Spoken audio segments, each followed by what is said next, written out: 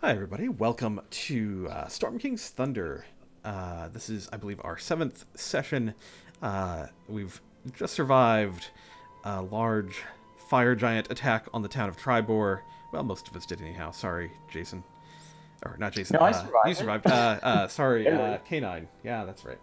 Um, More like a DM attack on us. more like a DM attack. I can say I rolled very well. It's true. We are here. We're down a couple of players right now. I think Canine might be joining us here in a little bit, and Tira's having some video issues, or Roll20 is where someone is having video issues at least. But we've got today with us. We've got Jason. Who are you playing today? Yeah, today I'm playing Fritz, I think I'm a half-elf. Yeah, half-elf paladin. Very good. Jake. I am playing Coco Tricknips, the Forest Gnome, Inquisitive Rogue, Trickster Cleric. Excellent. And Mordecai. Yeah, I'm Tira, and I'm playing Mordecai, the ranger. There we go. Sorry. Yeah, Tira. Oh, This is my job. yeah. You DM. You start confusing the names. It's a thing. Start conflating people. Oh, looks like Canine just maybe came online here, so I'm guessing he'll join us very shortly. But we're gonna go ahead and get started. So last time, let's see, the town of Triboar. Let's jump over to a map. Town of Triboar, you can still see the aftermath of the battle here, including all of the assembled forces. Excuse me. I apologize. You can see that there was a number of orcs and very large fire giants that descended on the town. Specifically, they had some kind of divining rod with them that you noticed during the battle that led them into this campground. It's a campground where many of the traders and that sort of thing would make camp. They ended up digging into the ground here and found some sort of artifact and went storming back out to the north once they had this artifact in their possession. That is where we'll kind of end from last time. We're just going to set a couple more buildings on fire. There were a few more of these creatures that were out here doing some of that during all of this. And aside from that, we'll kind of pick up right here at the end of the end of the battle. There are obviously some corpses of enemies around. There is corpses of a few friends around as well. What would you guys like to do here? Probably loot the corpses. Greet everyone. Loot away. All right. Well, let's talk. Yeah, let's talk Luke real quick. All right. So the big the Orogs. These were kind of the front line of the orcish horde that came after you. Let's see.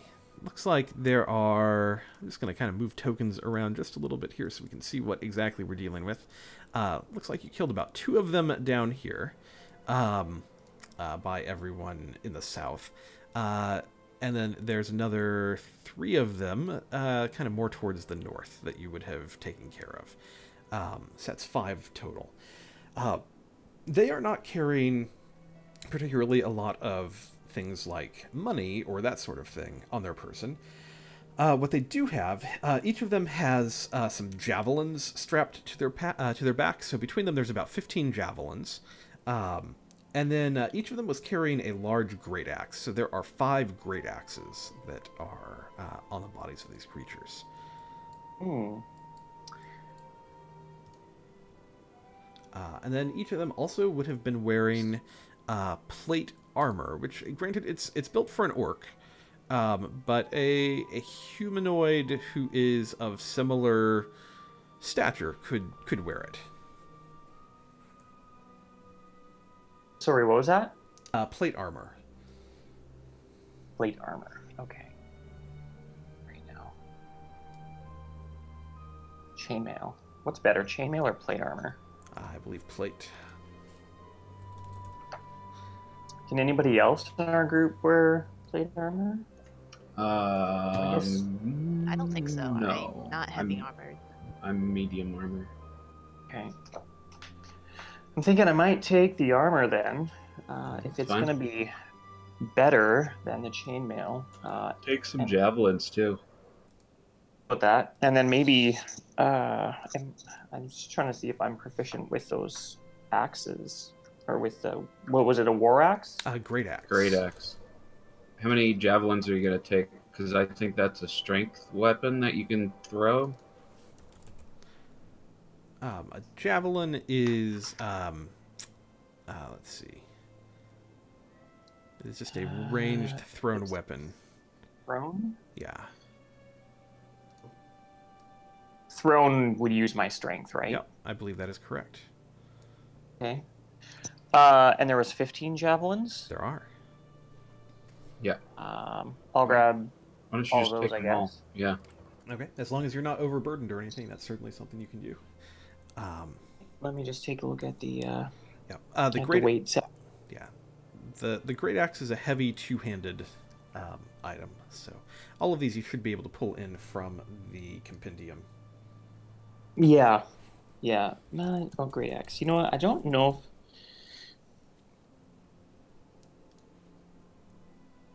with the great axe, to be honest, because I like using my shield.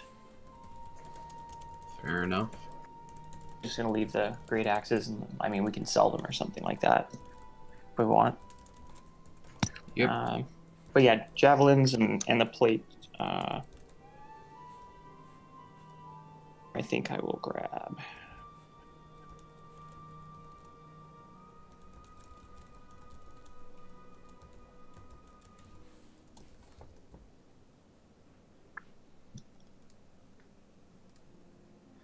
All right.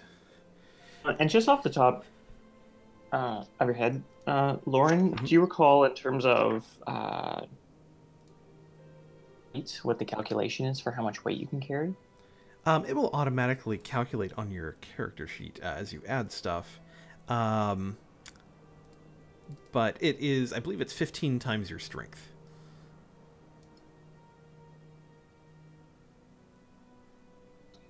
Which is some ridiculous number for you. Times. Yeah, 240. I've got Yeah, I've got a ways to go yet. yeah. So you should be fine. Me up. Also, Fritz, you're up with the looting. As I recall, like you were basically unconscious and healed, but not necessarily up and about for what that's worth. Very good shape. Yeah. There is several of the others. Droust, for instance, is dead. Then Urgla Meltimer, the owner of the inn that you had visited, the Inn and Tavern, she is dead.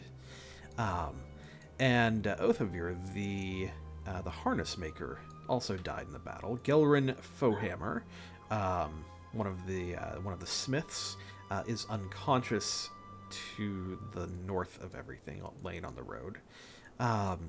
And you would also have Darathra and Dars, both of them hanging out with you at this point. And Narth Tezrin from the Lion Shield Coster is there as well.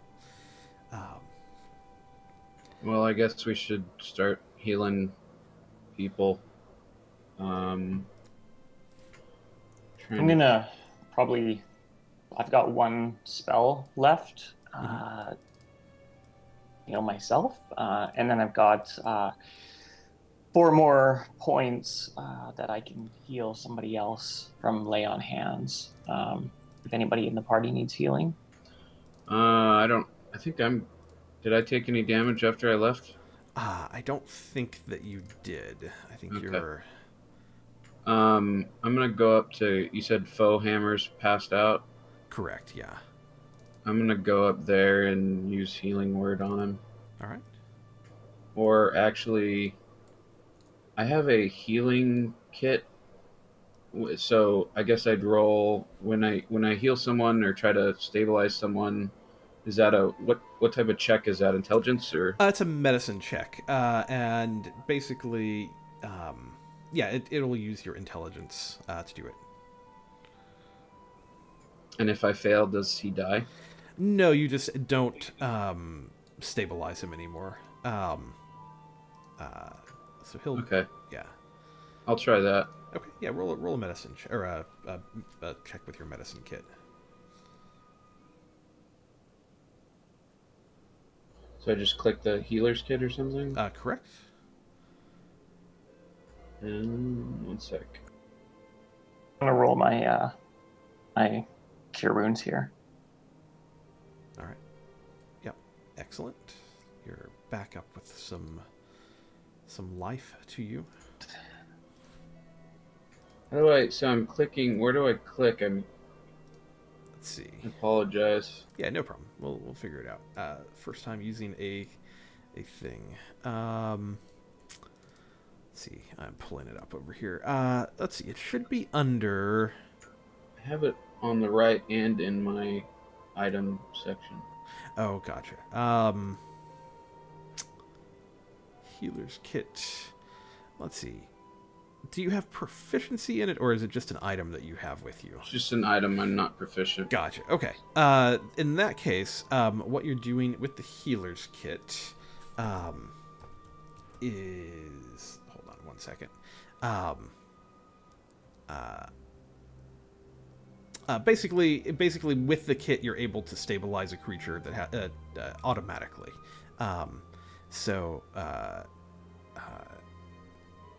That's basically what happens as you use it here with Oath. Well, if I'm... So it's an automatic success? It is an automatic success. I'm not going to use it then. I'm just going to use healing word. That does the same, right? Yeah, if you use healing word on him, it'll actually kind of wake him up and that kind of thing. Yeah, I'll do that. Okay. Yep.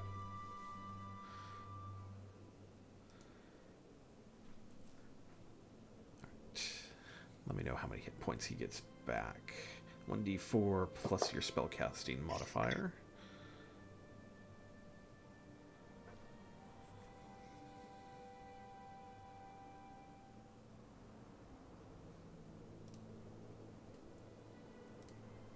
+4. All right.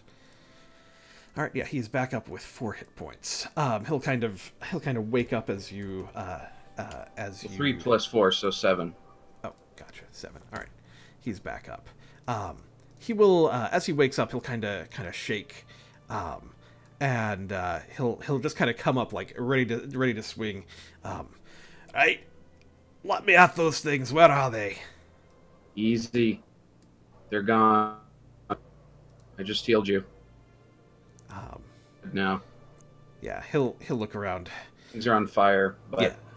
Yeah. Everything's on fire, including his smithy, which is not great. He's gonna look around. So then the attack is over. We survived it. Attack is over. Something up. And some fires. Yeah. All right. Yeah, I think he'll look around and kind of like, yep, we need to start taking care of these fires.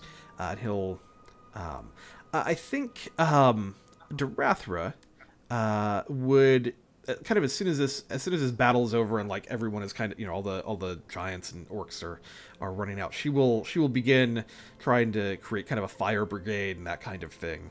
I think it's going to be we're going to just kind of fast forward through time here a little ways. I think the next several hours are going to be fighting the blazes, trying to keep them from spreading to other houses, tending to sick and wounded. just all of that sort of thing. Just counting the casualties of the day, and we'll just kind of fast forward out of that time. Probably by the next day, let's say. I think this is going to be exhausting work. You'll all get a long rest at the end of it, kind of as you crash, and the whole town has kind of come back together to deal with the aftermath of this tragedy. Fires will be put out, that sort of thing. I'm just going to leave the fire so we know which buildings got burned here, but we'll consider that it is out as far as the map is concerned. Bodies will be taken to, I think for now, probably the center of the town. The orcs will kind of probably be unceremoniously burned or that sort of thing, but the rest of the bodies will be brought into the middle of the town to be dealt with, that sort of thing. So we can fast forward to, I think, the next day here, after you all get a long rest. And what would you all be wanting to do kind of in the aftermath of this tragedy here? I want to go visit the site where they were at. Okay. The bodies or the digging point? Yeah, where Oh, the fire oh, giants decided gotcha. to stay. That is the they. Yes, absolutely. That is definitely something you can do. That would be this area here. Again, this was a campground for the one of the many campgrounds that had been established for traveling caravans, that sort of thing. This northern campground, the way it had been set up, there were tents, which are all kind of just in a shamble at this point, because there had been some caravans in there. You'll see that there's some carcasses and that thing from the orcs rampaging through here. Probably some animals and that sort of thing. They had no respect for anything coming through town. So maybe some of the pack horses and that kind of thing. There's a stone well in the southeast corner of the yard that has been fouled by the orcs. And there's a small cottage in here that has basically been destroyed. That was where Dars lived. It's no longer standing. It wasn't much to begin with, and now the shack has kind of been completely destroyed. And in the center of this campground, there is a large hole that has been dug. There's several smaller holes kind of around, like maybe they had some false starts, that kind of thing. But there's a large hole here in the center where the orcs had been digging, and there's it goes down several feet into the earth, and there's kind of some sort of something was removed from here, definitely. So we didn't see what they grabbed. We heard them though, if I recall, the giants talking to each other or something. Yeah, you would have. I think watching them leave, you would have heard them mentioning the Vonendod. Yeah. So Vonendod. Should we Dodd. There we go. Can check that or arcane check that? For I guess history check the name. Yeah, it would be a history check. Anybody good at history? I'm not proficient in it. I can what do was it. his name again? Sorry. It was the Vonendod. And it's related to the giant's howl. Well, you heard them talking about it, that they were looking for it. And then the item that you would have seen them dig up, there's kind of some kind of metal fragment or piece. It's hard to say exactly what this thing was. It looks like it was probably 10 or 11 feet long, kind of roughly in the shape of a C, So kind of a half moon sort of shape. Um, Whatever this thing was, it's pretty thick, several inches thick, and it looked like it would have weighed maybe, I don't know, like 1,000 pounds or something like that, like just really heavy sort of thing. The orcs were struggling with it, and then like one of the giants would have been able to just kind of grasp it and carry it away, basically. That's I think what you would have seen. He would have been using it, using like two hands to kind of carry it. It was enough to make a giant have to work to carry this thing a little bit on their way out of town. Can I assume that this has something to do with giant? Because I have an ability that gives me advantage on intelligent checks to recall information about them. Yeah, I think that seems reasonable. Doesn't really. Oh, there we go. Yeah. Yeah, you definitely assume this is giant history somehow. But what this thing is, you have not heard of it before.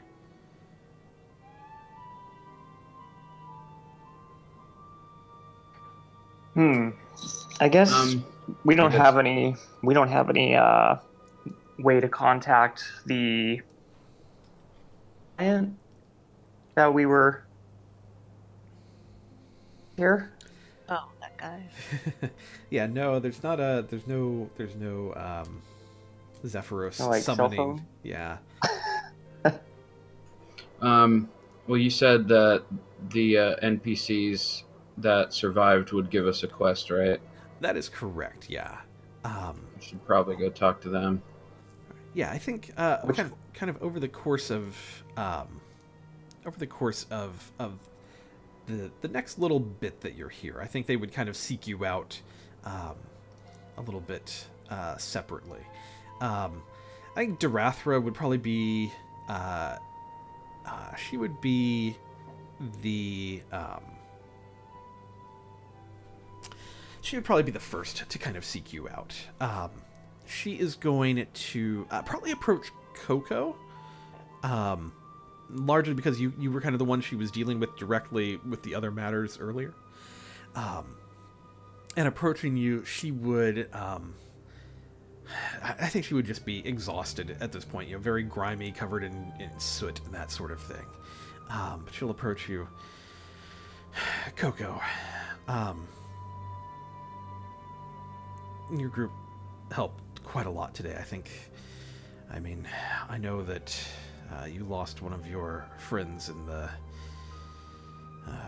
battle, and I know we didn't turn the tide, but you gave a lot of townspeople a lot of a chance to escape, and that doesn't mean that means something, even though it may not feel like it right now.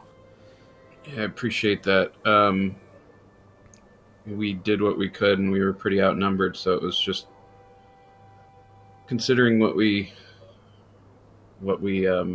had to lose could have been a lot worse. Yeah, she'll nod. Look, I work for the Harpers. They are an organization that kind of keeps tabs on things here in the north.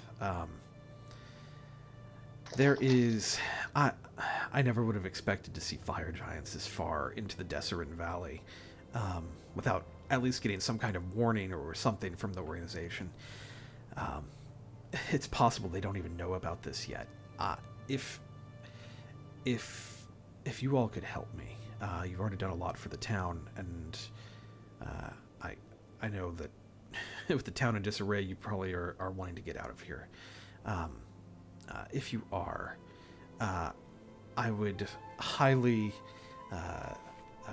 be very it would be very helpful for me if you could seek out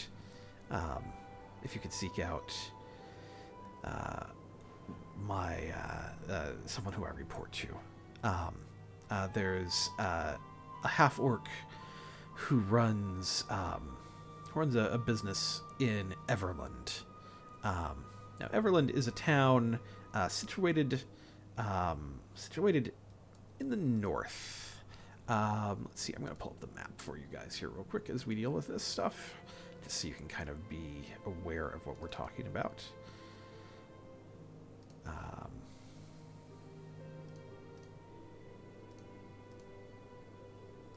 right, Everlund.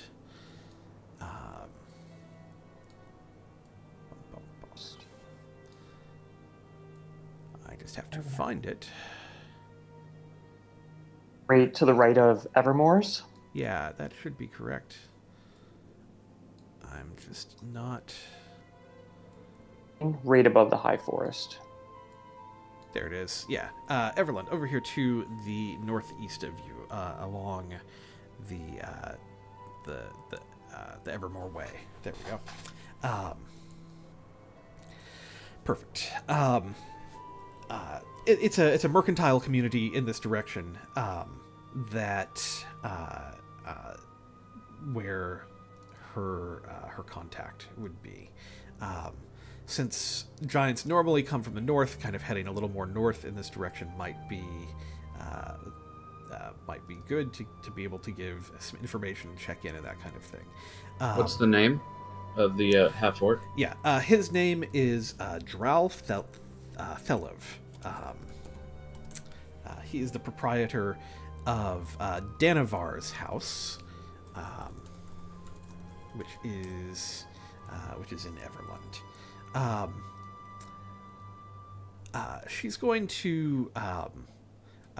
to hand you a badge. It's made out of platinum, and it bears the insignia of Triboar, which is 3 boars charging it forward.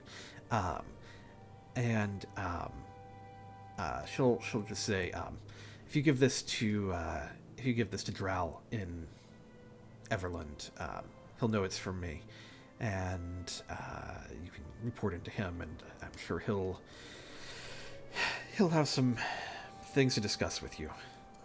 Okay, sounds good. What's his name again? Drow? Drow. Yeah, Dral. Correct. And then, yeah, so I thank her, and I guess we need to talk to who else was there. All right. Foehammer. Yeah, let's do Foehammer. He would definitely kind of on the other side of this. He would kind of reapproach the group at some point as you're together. He's going to walk up to you, and he's just going to say, "Well, that was some fight that we had." Sure was. And he's going to say, your group, you handled yourselves well. If you ever find yourself over near Citadel Felbar in the Silver Marches, you can tell them that I sent you. You should check in with the King Morin and Queen Tithmil over there. They'd know who I was. In fact, he's going to hand you a piece of paper that's kind of smudged and things. It's a little bit of a letter of introduction over there. He's going to say, I don't know if you're headed that way at all, but if you ever are, what you've done for our town here, it's worth something. This is the least I can do, is to give you an introduction into the court if you're ever headed over there. Thank you very much. You did what we could here, and I'm sorry we couldn't save your smithy. And sure we'll be through here again, so hopefully you'll have everything back in order. Yeah. He'll nod. It'll take some time, but we dwarves, we're resilient folk. We'll bounce back from this. Okay, so it was King Voran and Queen Tithmil. Yeah, let's see. Of course, I just closed his quest because No big deal. yeah, As long as it sounds like it. hold on, I'll pull it open one more time so I can tell you exactly, so you can have the information. Yeah, it is King Morin and Queen Tithmil. Yep, over in Citadel Felbar, which is west of or east of where you were. Everland. Everland, Northeast. kind of northeast of Everland, exactly. All right. Let's see. Dars, I think, would be hanging around at some point, since you were very kind to him. He would also approach the group, and he's going to approach you all. And he is going to say, look, you all helped me out quite a lot. You didn't tell anyone what was going on with me when you could have turned me in.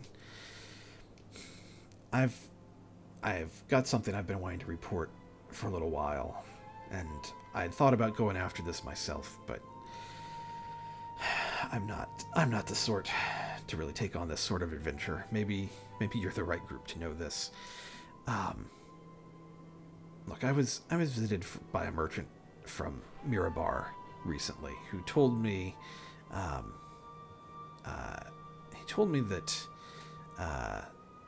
he had been Xantharl's Keep. Xantharl's Keep is a kind of on the west of the Long Road here, kind of in the middle of nowhere. Let's see if I can pull that up for you. Long Road. Just to the east of Luskin, Yeah. to the west of Lurkwood. Yep, perfect. Come on, map. Sorry, my map is doing a weird thing. There we go. All right. Yeah, up here to the north of you.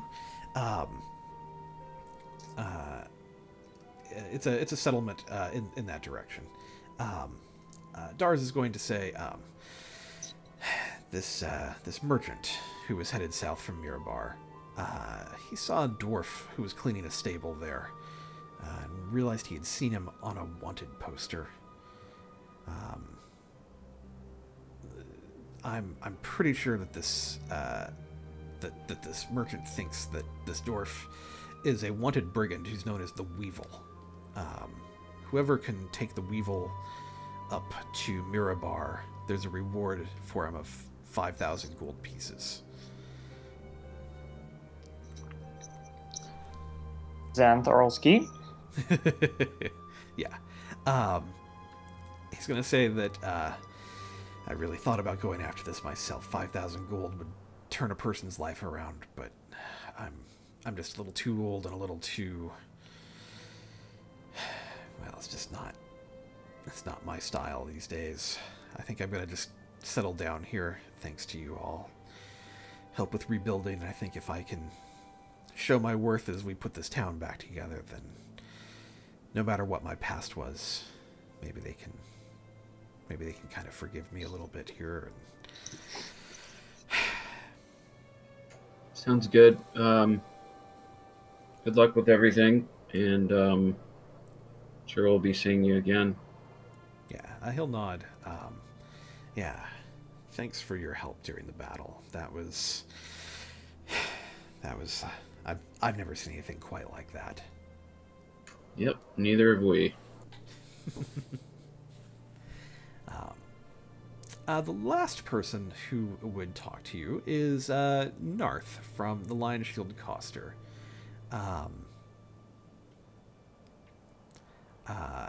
This is kind of a bittersweet sort of thing that he will approach you with. In Noanar's Hold, which is here to your east as well, there is there's a gentleman named Amrath Mulnabar. Because thank you, Wizard of the Coast, for your excellent proper names.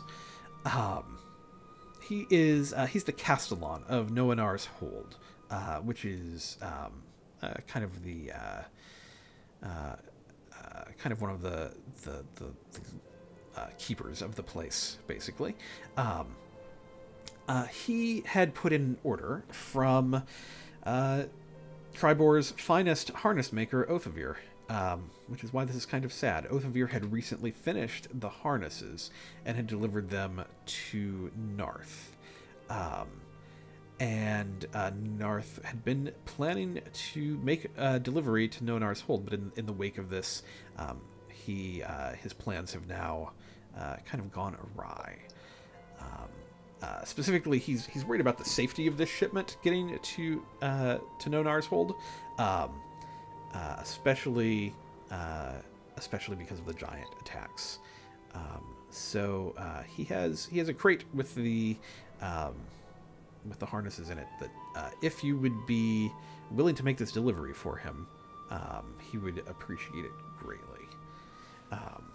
And it is something where there is. He will offer you 100 gold to make the delivery for you, and he will also he'll offer a cart with a horse. There's a draft horse named Boris that would be pulling this cart if this is something you would take for him. You can keep the cart and the horse if you make this delivery. What's his name? I gotta write it down. The horse is Boris. Boris the horse. In important notes here. Yeah, very important to know. I don't know. I don't know how you guys feel about this. Seems. Can we just go off to the side so I can talk to Yeah, absolutely. Just so I don't want to negotiate with this guy, but 100 gold to escort something where we may get attacked versus 5,000 gold, and the other We will get attacked. right. But that's such a huge difference. Yeah, but we get a horse. And a What cart. do we need a horse for? And a cart. Well, And then we have to it's a worry horse. about it. But I don't know.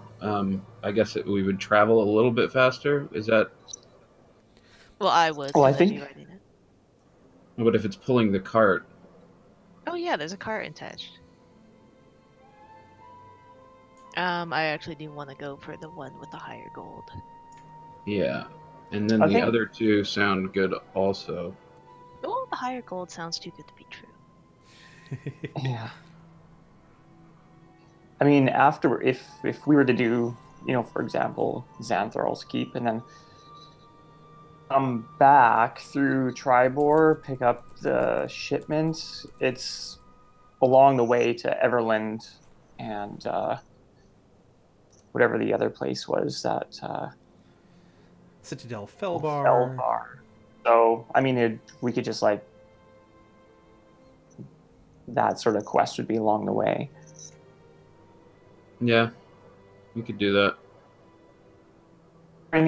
Is this like a time-sensitive shipment to Nonar's Hold? Do we have time to Mirabar? I mean, it would be. It's fairly time sensitive. I mean, there would probably be a little bit of understanding, but I mean, this order has been paid for. The work is complete, so it needs to get delivered, sooner rather than later. Mm-hmm. If you're headed in the opposite direction by several days, he's probably going to seek out someone else to handle this.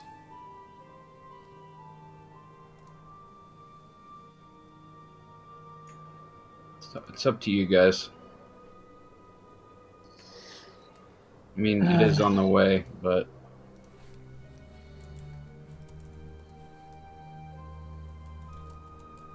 I mean, I'm fine. Either way, I'm not personally too with having to deliver these harnesses.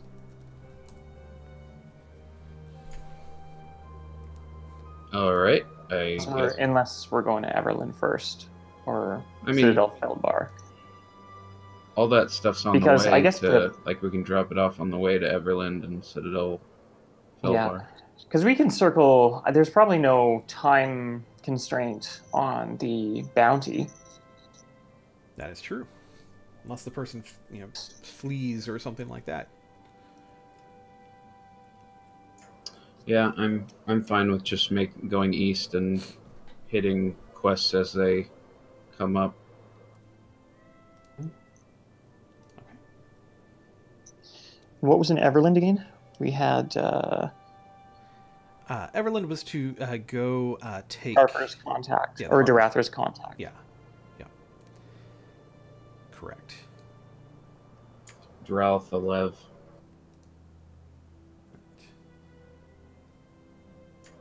All right. Yeah, I mean, I'm cool with doing that. Okay. All right, we're just going to check one thing here real quick. Canine's having trouble with his video here, but do we have you by voice at all? You're showing up muted in the chat, but I just wanted to see if we've got you or not. Yeah, it just occasionally drops out though, so I can't really hear anything at times. Okay. All right, just checking in to see where we were with you. All right.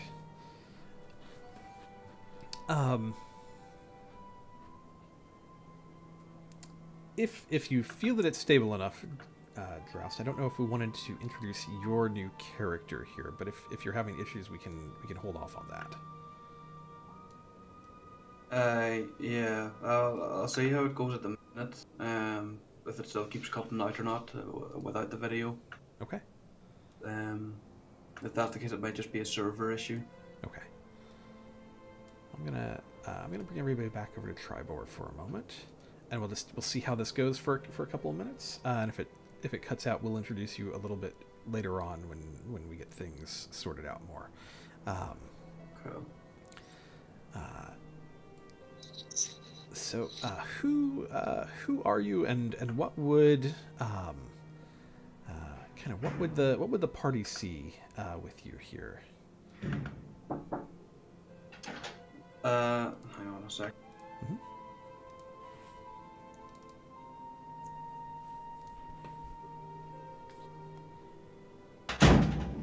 Sorry. Yeah. I guess they'd see. Yeah, let me check here. Pretty sure it's a human.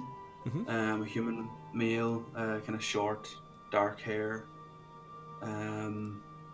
Maybe kind of dressed in a mixture of fine clothing and furs, fur-lined cloak and stuff.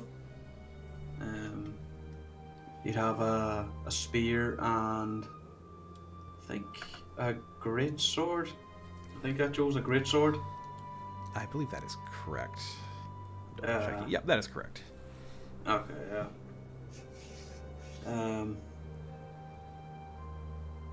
Yeah, so.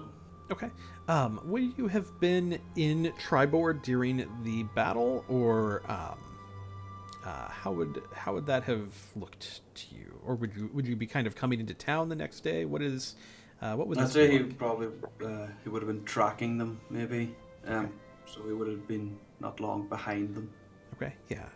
So coming into town, I think you would see, buildings on fire. This would still be kind of in that part where everyone is kind of working to bring the town back under control. The evidence of the fire giant attack is very much still going on here. And let's see, probably the first person you would come across is probably going to be probably Fritz working somewhere to maybe heal some people, that kind of thing. Most of the other people would have been out with the fire, that sort of thing.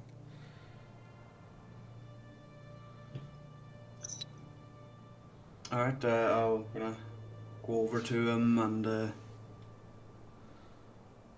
Oh there. Look like you've had a bit of a night. Yeah, we have. Yeah, it's been a pretty tough one.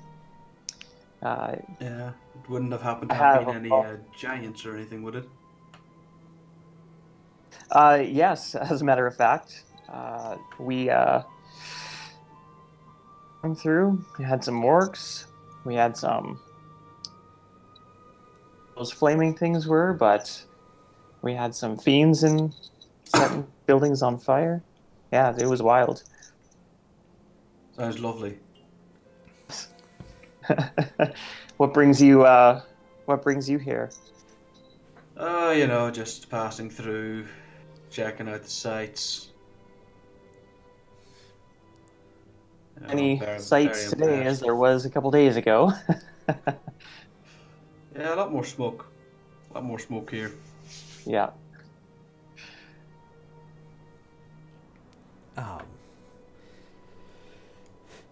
Over the course of the next little bit, would Kane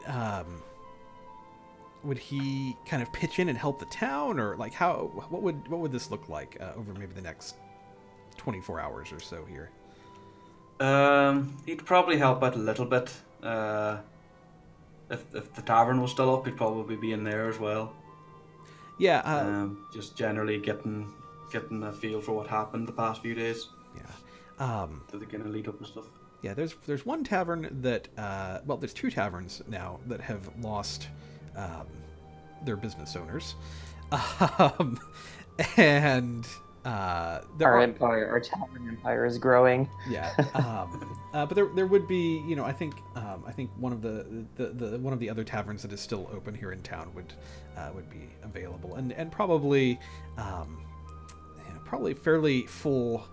In the evenings, in kind of probably a little more somber of a sort of way, but still, you know, fairly full as people come in from, you know, working on the town and that sort of thing.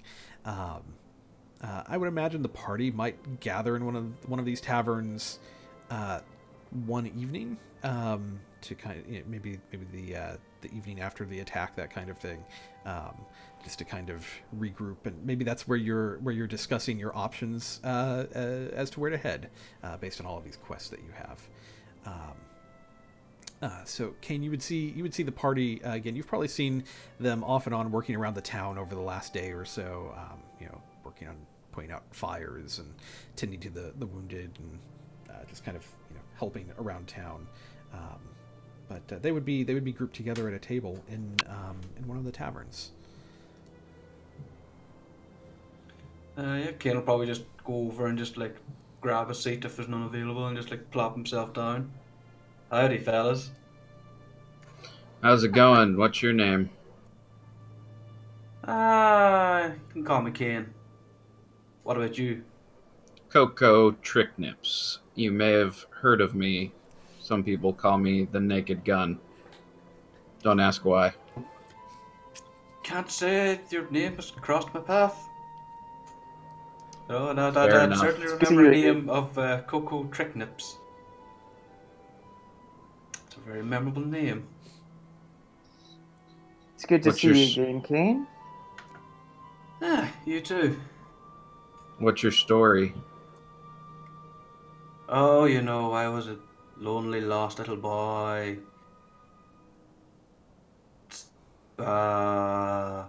I'm sure there's parents have died at some point there. You know, the usual background story. And he actually says that. That's not me generalizing. He actually said that. Just everyone in the Sword Coast has parent issues. Pretty much. Sounds good. Hey, you know, shit's been going down here. And we got some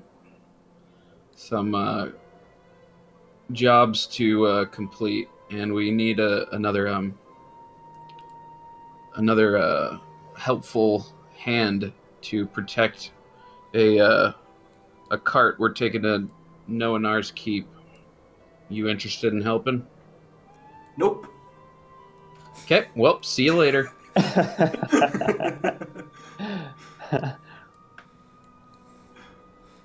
I mean, if the pay is good, then I could probably do a bit here and there. Or what are you proficient with? Are you an axeman? Are you a sword guy? Are you a crossbow? What are you? I go in and I kill things. Very simple. I jab them, stab them. Yeah, I mean, I think it would be very clear he's got like a great sword strapped on him somewhere. Yeah, he doesn't have any ranged weapons. He's just got like a great sword on his back and like a spear. Cool. The rest of you, Mordecai and Fritz, you okay with that? I think 3 of us are a little light to protect a load with giants roaming around. Yeah, the more the merrier. Maybe we can kill some giants. Yep. Oh, no, I like the sound of that.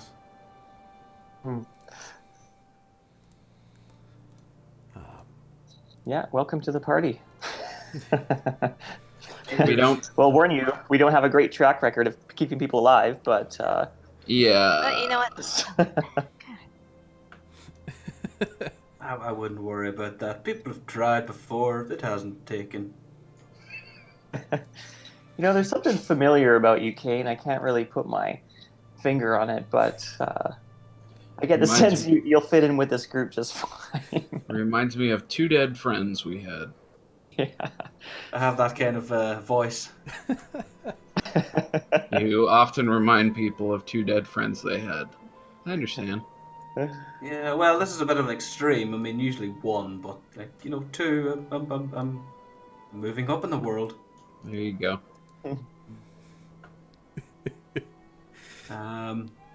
DM. Yeah. Just really quickly.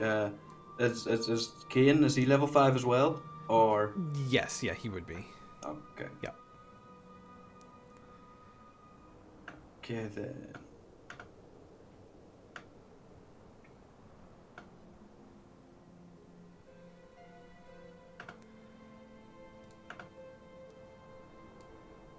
So I guess we'd take off unless anybody has anything else to do.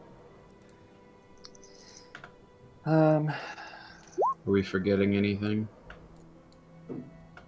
No, I think the only thing that I wanted to do is get rid of this chainmail that I was wearing before. Mm-hmm. Okay. Maybe sell that. Can I sell my other longbow? Yeah, absolutely. Narth would be open for business again. Let's see. I like your style there, Paladin. Going in butt naked. Awesome. Awesome artifact. Well, I've got my plate, but yeah. Your chainmail you can sell for you know what, you can get probably about 60 gold for it. gold. Okay. Yeah. And then the longbow. Let's see here. Where is the list? Let's see, your longbow. You can get about 40 gold pieces for that. Okay. Before we take off as well, as we prepare for the journey, I'm going to cast Find Steed and summon a celestial horse to ride. Whoa. And the this horse also speaks common. What's its name? Yeah. Let's hear the name. Dave? Good question. Okay. That is a good question. I'm going to have to think about it. Dave. Well, come did up you with summon him? Steve. Did you summon him? Well, what if it's a girl? You don't know. That's true. Charlie. Well, maybe he has a preference when he summons a horse and he says a male celestial horse. Well, maybe Be it my doesn't horse is identify gender as a neutral. male. Yeah, maybe we're both wrong and it's gender neutral, and Sam? there you go. So we got the cart. We got Buster, I think was his name. Cart Boris? horse. Boris. Boris. He doesn't speak common, so we're good there. I don't know. Is there? I'm guessing Narth is pretty cleaned out in terms of stuff because of the raiders. Yeah, not doing so great. His shop is fairly well trashed. He has a little cash left in it. I mean, they didn't destroy everything. They kind of came running out to go digging. So it's not a complete loss, but it's definitely not great. Does he have any more healing potions? I think he is out of healing potions currently. Okay. Yeah. And what about healer's kits? He would have one more healer's kit probably for sale. Let's see if there is. Let's see. That's adventuring gear. That's a paladin thing, for, Jason? Yes, it is. Is that a general paladin thing? I think it's actually related to my oath. Mm. I think that is correct. It's, I think it might be, or actually, regular paladin spell. Cool. And sorry, just to clarify, the horse does not speak common, but understands common. Yeah. A healer's kit is 5 gold pieces, by the way. Okay, I'll buy another one of those. Okay. All right, let's get you a horse. What does this horse look like? It's a war horse. He is black. Black war horse. Black war horse. All right. The patcha on its forehead. Patches. All right. Very cool. And yeah, I'm still thinking about a name. All right. Well, while you're thinking about a name for him, here's what we're gonna do. We're going to. You're going to head out on to the road. I think is what we're gonna do next. Headed over to the east. Seems like a reasonable sort of thing to do. I know the name of my horse now. It's Stormwind. Dave. I will call him Dave. Doesn't matter what you tell us. We're calling him Dave. All right.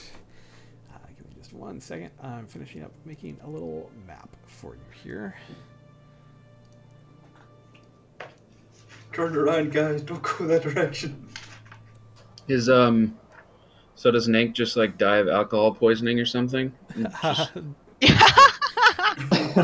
Yeah, I think his That's perfect. his- Yeah. I think his alcohol addiction is going to catch up with him here. Where like a wild magic thing happens and he just disappears into the Shadowfell. All right. That wild magic, it'll get you. Yep. Yeah, unfortunately, we have lost Leo here from the campaign. Completely? Yeah. He had some personal stuff that has come up, so he's no longer going to be able to play with us. So we will miss him. Maybe it will turn around for him in the future. If anybody wants to join in the campaign, who's watching, if you want to check out our looking for group application, you can do that at bit.ly/SKT play D&D. So that's bit.ly/SKT Storm King's Thunder, SKT, is what that's abbreviated to, and then the words SKT play D&D. So bit.ly SKT play D&D. You can check out our Looking for Group application there if anybody wants to join in. I'll paste that into our chats here as well, so you can click on it perhaps if you want to join in on the fun. All right, so heading east, getting to Nonar's Hold. It's going to be about a 200-mile journey in that direction.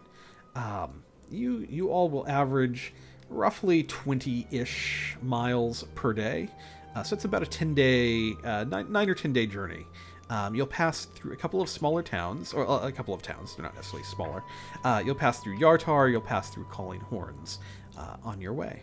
But you'll begin heading out with your pack horse, with your war horse as well. It's going to take a little bit of time to head along the Evermore Way, but you begin your journey. On your second day of travel, as you're approaching, well, you're still several hours out of Yartar, but as you're traveling along the road, there's going to be a moment where you're traveling kind of along the road. There's going to be a blast from a horn. And from either side of the roadway, kind of from the forest that surrounds the road that you're traveling through, several figures are going to spring out, and they are all carrying crossbows that they have at the ready. And one of them is going to kind of step forward and just kind of shout at the group, "Ho, travelers! Stop a moment as we assess a traveling toll upon you." Who are you? You fucking what? Oh my god. He's going to just kind of step forward another step. My name is Henry, and this is my portion of the road here. Since you are traveling upon it, if you wish to travel any further in either direction, I must assess a toll upon you before you travel any further. He's going to gesture around at his men. As you can see, we have a number of mouths to feed, and you look like the sort who can provide coin to keep us. Sure, just come over here. Can I check for any... I want to see how many men he has, and then also if there's anyone hidden that hasn't shown themselves. Sure. Go ahead and roll a perception check.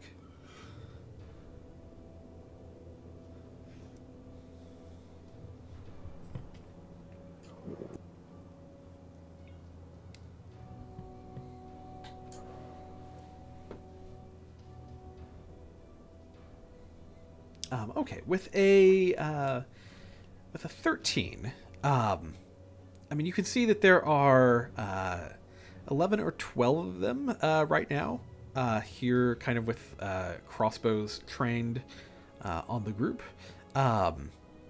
You're not certain. The woods here is thick enough. There is the possibility there could be more people out in the woods, but you just cannot tell from where you are right now. I asked the guy who was talking, is this your whole group? He's just going to kind of shrug at you. And what does that matter? Oh, I was just curious. And I'd like to... Did you tell me how many there were that I can see? Yeah, you can see roughly 11. Well, let's see. There's 11 of the bandits with crossbows plus this guy who's talking to you. So there's a total of 12 of them who are here. And they're all human? Yeah, they are all. They're all humanoid. Humanoid, yes. We're just trying to help some people out who just fell on some hard times. So we'd appreciate it if you let us pass so we can do some charitable acts. He's going to nod at you.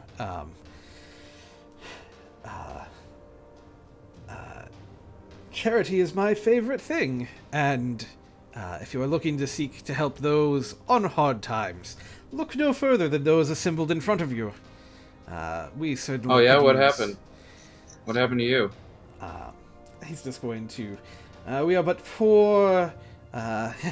We are just poor folk who live off of our wits and what the wood provides us. Kane walks on. Kane is just. Insight check. He just yawns and just starts walking. Yeah. Insight. I mean, like. Yes, they're probably not the richest of people. They definitely live off of the land.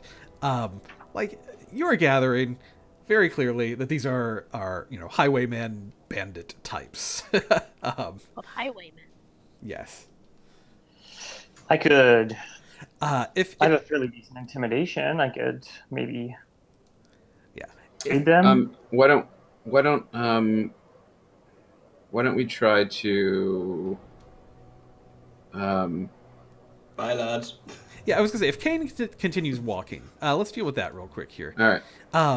Kane, as you step forward, like a crossbow bolt is just going to twang out and land in the dirt in front of you, and the captain of this group is going to look over at you, and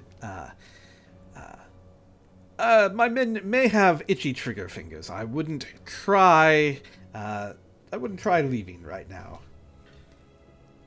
They're not the only ones. And I take out a javelin. Okay. Well, I think we need to roll some initiative then. I say any act of aggression that is going to. Fantastic. You guys are going to love my new character. As long as he soaks up damage, I'll love him. Yeah, he could do that.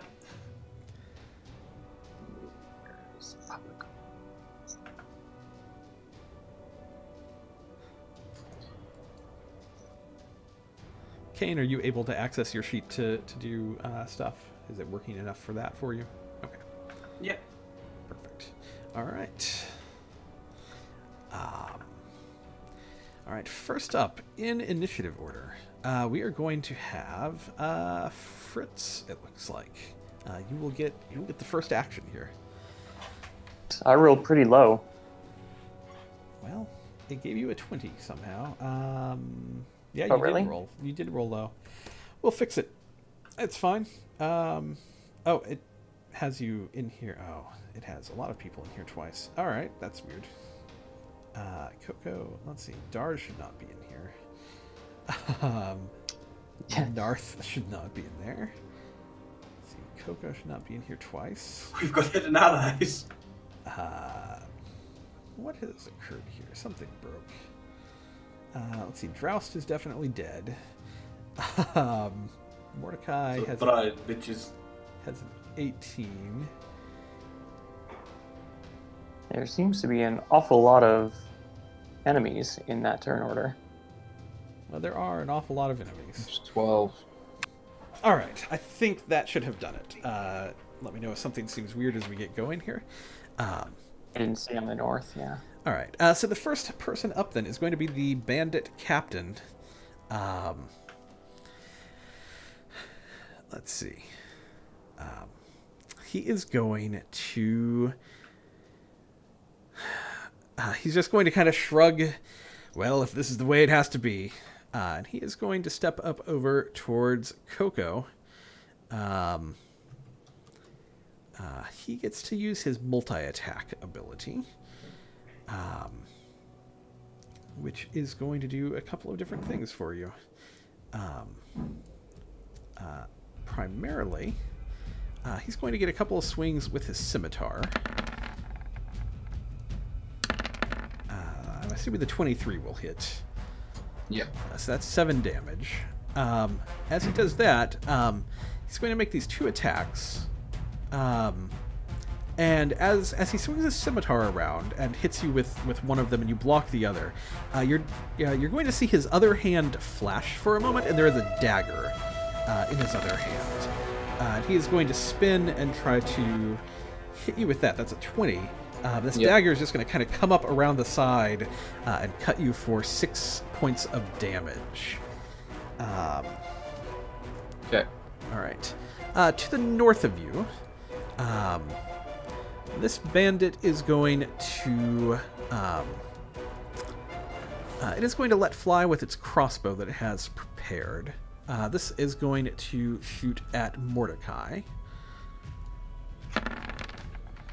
That is a 12. I'm assuming that is a miss. Mordecai is up.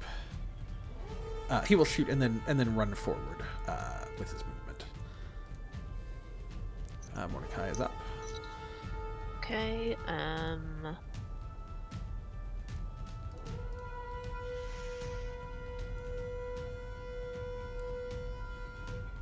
gonna attack this one at the very top.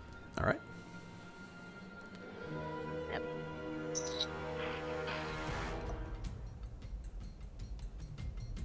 $17. 17 is a hit. Sorry, I have to move him down so I can actually adjust his bubbles and that kind of thing. 13, your arrow is going to fly true, and that is going to kill. That is going to kill this bandit to the north. Okay, and then I will attack the one next to him. Okay. 18. 18 is also going to hit for 10 points of damage. That is going to bloody that one. Okay, and then Colossus Way. All right.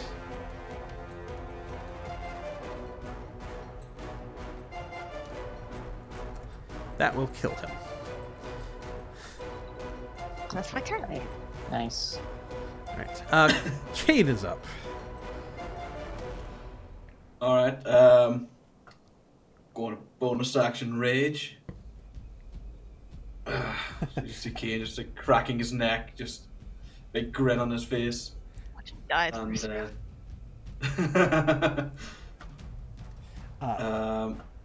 Chat suggests that you should demand money from the bandits. That is really how this should probably go down. I mean, Right now? Yeah, Well, I'm up for that. just in general, that these bandits don't know what they're getting for, I think is the intent. Yeah, we here. can also take it. Yeah. Okay, awesome. Just about to go. Oh god, no. The movement thing has gone all over the place. Oh. Fuck. He's leaving. So long, bitches! Where were you trying to head? I was just gauging the distance between me and the bandits at the bottom. Gotcha. Okay, 30 feet. So I'm gonna just start sprinting at them. So I'm gonna go about maybe about here, about 15 feet first, and then I'm gonna chuck my javelin Okay. at the fella straight in front of me. All right. 13 will hit for 8 damage. All right. Very good. Yeah, you throw your javelin straight and true. And then I'll just use the rest of my crazy ass movement speed All right. to go straight up into him, and yeah. All right. Very good.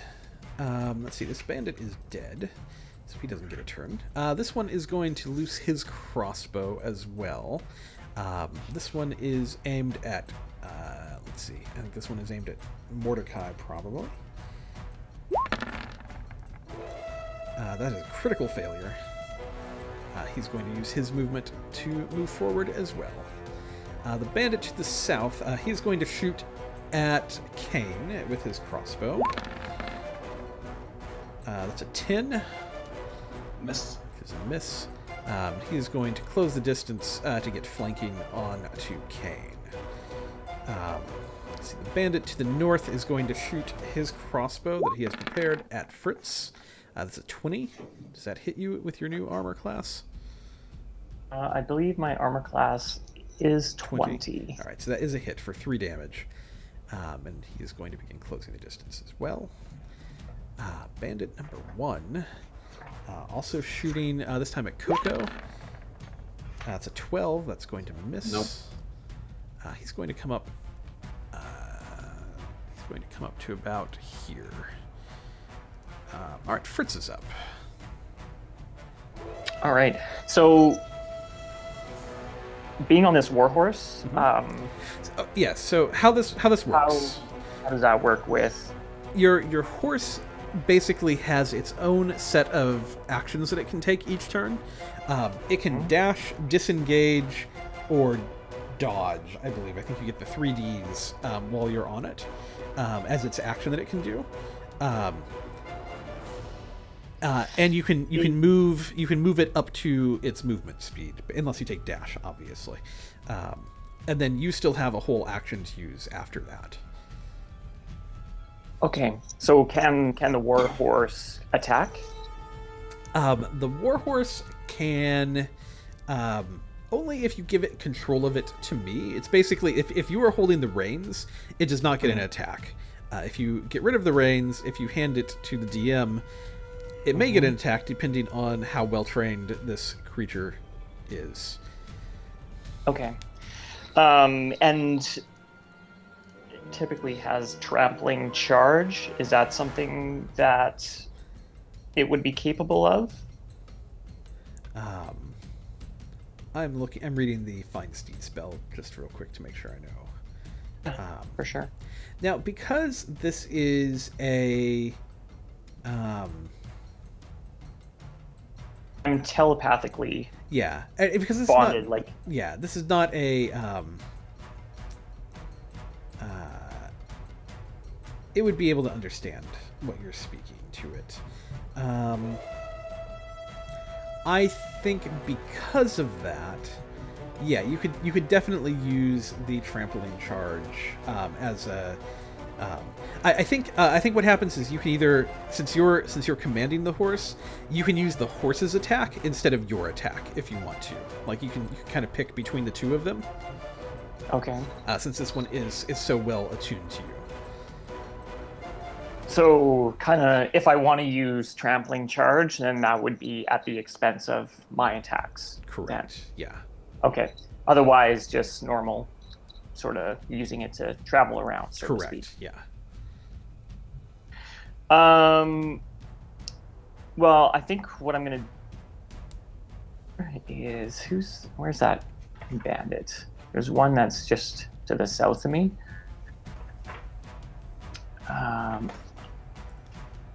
Yeah, he's about 15 feet away from you. I'm gonna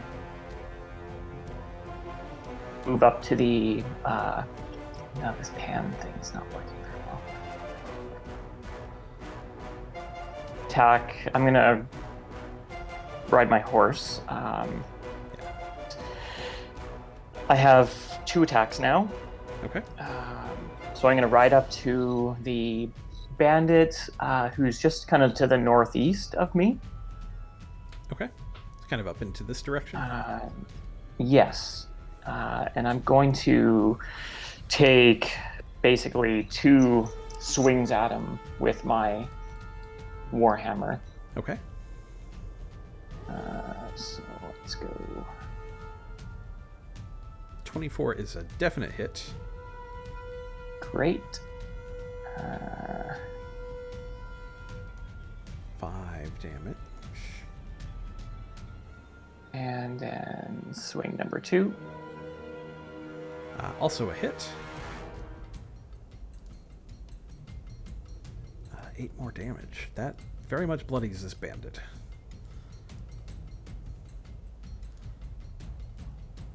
All right. Bandit number 3 is going to come running over here with his scimitar out, swinging at Kane for 7 damage. Yeah. Let's see, you are not raging yet, so... I am. Oh, I am raging. You are raging. So that gets halved then, I believe, because of your rage. So that should be 3 damage.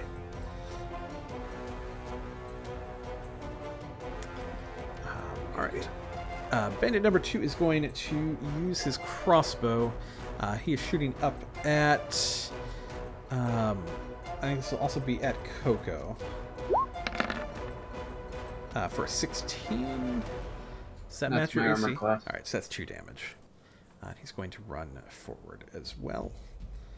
Let's see, Bandit number 5. He's going to use his crossbow. He's going to shoot at Kane. That's a 20. So that's going to be 1 damage because you are raging. And then he's going to close as well. Close the gap. Coco Tricknips, you are up, sir. I'm going to use Insightful Fighting on Boss Man. And that's my insight check against his deception check. Okay. Deception is, let's see. I think that... It's actually, we can do it this way.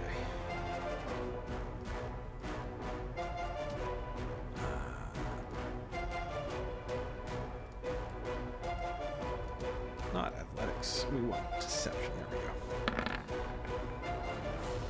go. That is 11. He's going to fail. And then I'm going to shoot him in the face with PD. All right. What does your insightful? It gives you advantage, right? I get sneak attack. You get sneak attack. All right. Well, a 13 is going to miss him in that case. Okay. So no sneak attack with it. All right. Bandit number 4 with advantage is going to swing his scimitar at you. That is a 13, which is going to miss. All right. Bandit number 9 is dead. We can remove him from the turn. The bandit captain. He is going to he's going to be here. He's just going to kind of laugh as the shot goes wide. He's going to swing with a scimitar at Coco. He's going to swing again, and then that dagger is going to stab in one more time for an 18. You managed to dodge his other blows, but that dagger stabs in for another 5 damage against Coco.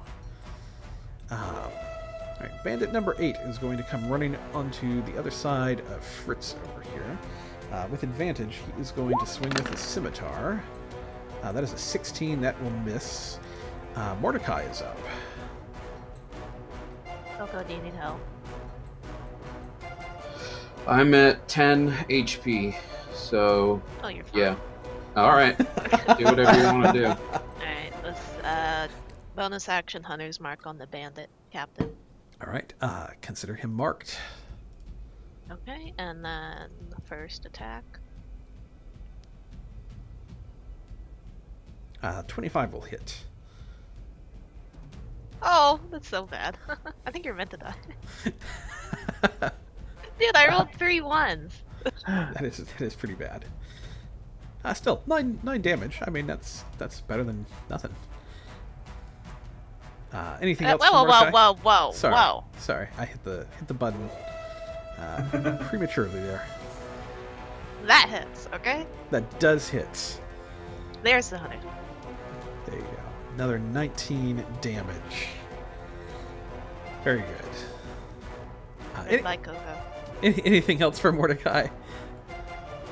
Moving back. I'm gonna protect Boris. Alright. Yeah, well, Boris is important to this whole thing.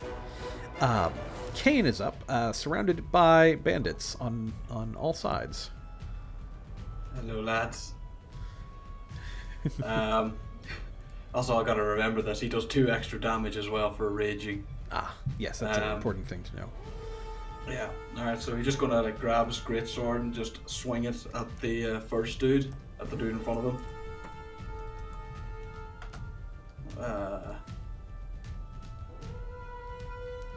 So 15. Let's see. That will hit.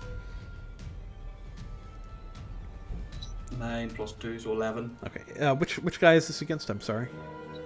The one you already hit? Yeah, this one. Okay.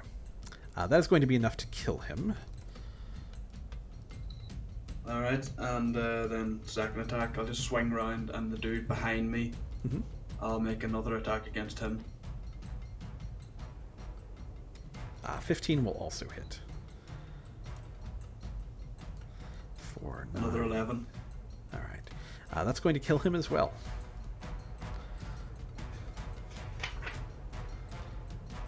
You continue to rage. Anything else that you'd like to do? I think I might actually get an attack as a bonus action because of my great weapon master feat. Like if I kill a creature, reduced to 0, I can make a melee attack as a bonus action. Yeah, absolutely. Awesome. I'll just crack this fella on my left with another greatsword then. Alright. That's a critical hit. I think he's dead. He definitely is. I mean, this is... describe what just happened. Because, like, you just kind of, like, 3 guys in succession. What does this look like?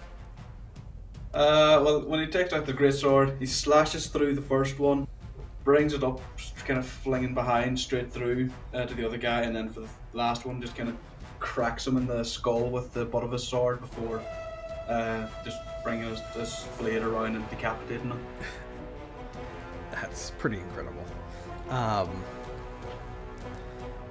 Let's see. This bandit is going to move up. That's crazy. It's going to move up. Nope, don't hit the horse. Up to Mordecai. I mean, these are not orcs. They're not It's a savages. horse. Don't hit the horse. Yeah. They would. The horse is valuable to them. 10, I'm assuming, misses Mordecai. 16 is your AC. Yeah, fuck you. Yeah. Let's see. This bandit is dead. Here to the north, this bandit is going to attack Fritz with advantage. That's a 22 for 4 damage. Let's see. This bandit over here is going to move up to the other side of Coco. With advantage, he's going to swing his scimitar. It's a 17 for 4 more damage. Fritz is up. So having 2 attacks, can that be interpreted as attacking once and then casting a spell? What is... Or is it just 2 attacks? Is it 2 attacks or 2 actions? What is your... 2 attacks. What does it say? I think it's attacks. Yeah, if it says attacks, then it is specific to attacks. Twice instead of once. Whenever you take the attack action. Yeah. Okay. Yeah. Now those attacks do not have to hit the same person. You can aim them at different people.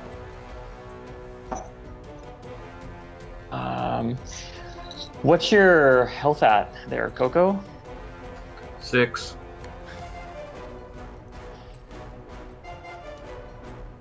So I'm going to ride up beside Coco. Mm-hmm. And I'm going to cast Cure Wounds. Okay. So you took the disengage, I'm assuming, with the horse. How about that? That's right. There's a disengage, isn't there? Mm-hmm. What happens when you disengage? You don't get any opportunity attacks. Sorry? You wouldn't get any opportunity attacks if you disengage. What does that mean? Like running away from these 2 bandits that you were in between, they would both get to swing at you unless you disengage from them. Oh, I see. Okay.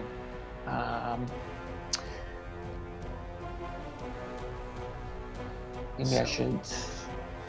But the horse each turn can take a disengage. It can disengage, dash, or dodge. So if you take the disengage action, you're not going to take any opportunity attacks from these bandits, and you can ride over by Coco if you want to do such a thing.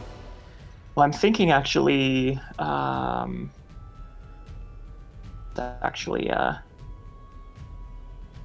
think I have to actually touch him. That is actually also true. Lay on hands, also have to touch. I mean, you can dismount your horse as part of your movement, like as your movement for the turn, and then you would be right next to Coco, and you could lay on hands if that's something you want to do. Okay. So if I were to do that, then I wouldn't be subject to a disengagement attacks from these guys? Not So maybe I would, I don't know. not this turn. I mean, if you try to get away from them again in the future, then because if you're engaged with them and then you try to leave without disengaging, you will take opportunity attacks.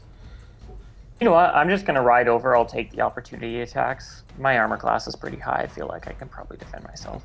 Well, I mean, the horse gets its own disengage action every turn. It can take it on its own. Since you're on the horse can disengage.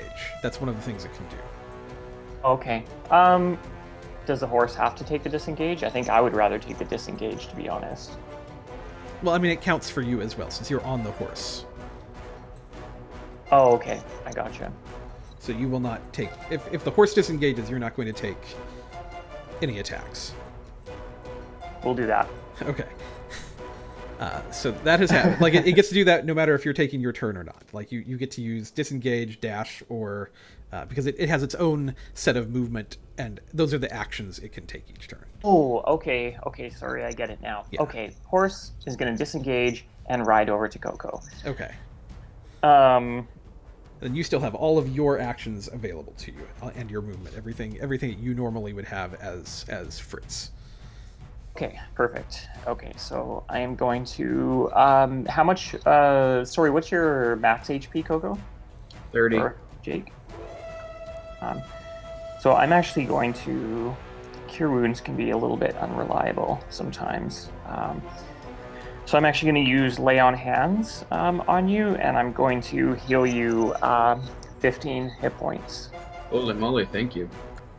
All right, excellent. Anything else for Fritz? Can do for now. Okay. Let's see. Bandit number 3 is the only one left alive over here. That's troubling to him, but all he can really do is use his scimitar.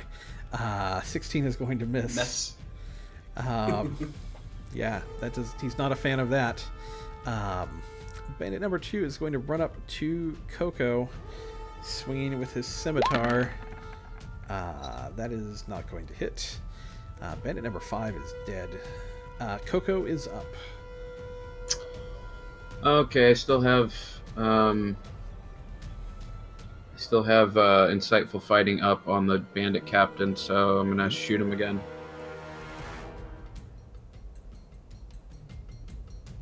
That's a critical hit, in case you were wondering about how good that was. So that is 11, plus you get your sneak attack of 6, so 17 total. Is it already doubles the die? Yeah, that's what that plus is, the 5 plus 6. Oh, I see. Yeah. I see. It doesn't double, it rolls a second time.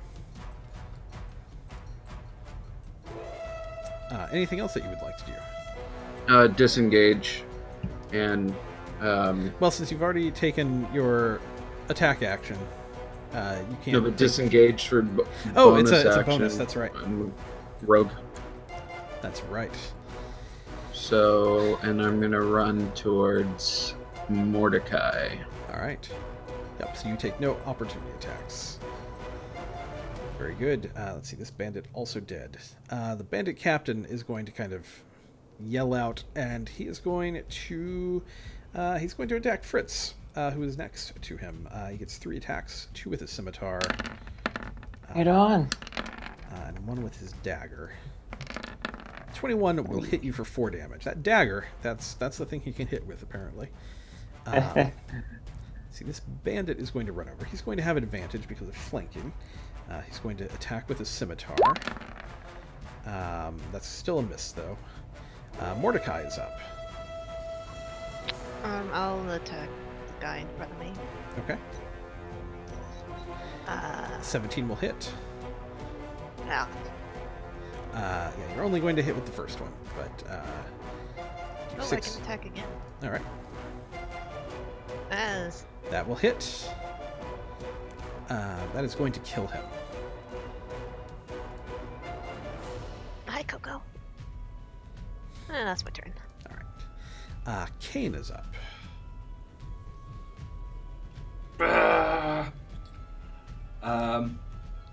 Yeah, I'm just going to swing at the last guy.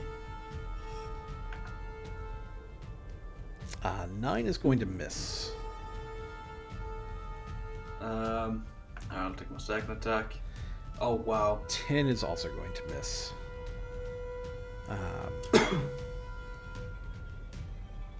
Alright. Let's see, this bandit is dead. This one is not. He's going to take his light crossbow, and he is going to shoot... he's going to shoot in the direction of Coco. That's an 8. That's a miss. Let's see, this bandit. He's going to... let's see, I guess he's just going to step over here next to Fritz. That's a scimitar. That's a miss. Fritz is up. All right. Smashy, smashy. 2. Let's see. Leader is injured, it looks like. He is definitely bloodied. So I'm gonna take a swing at him with the attack.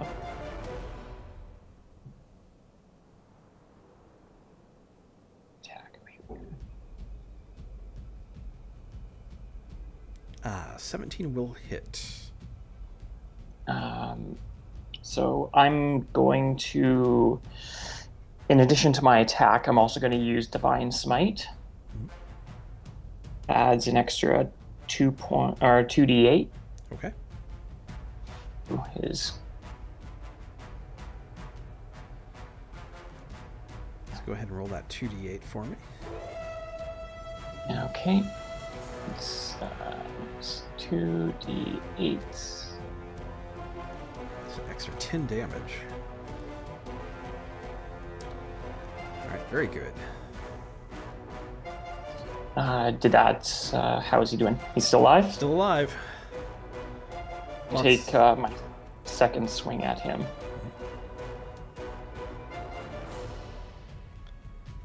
16 is just going to hit. Okay.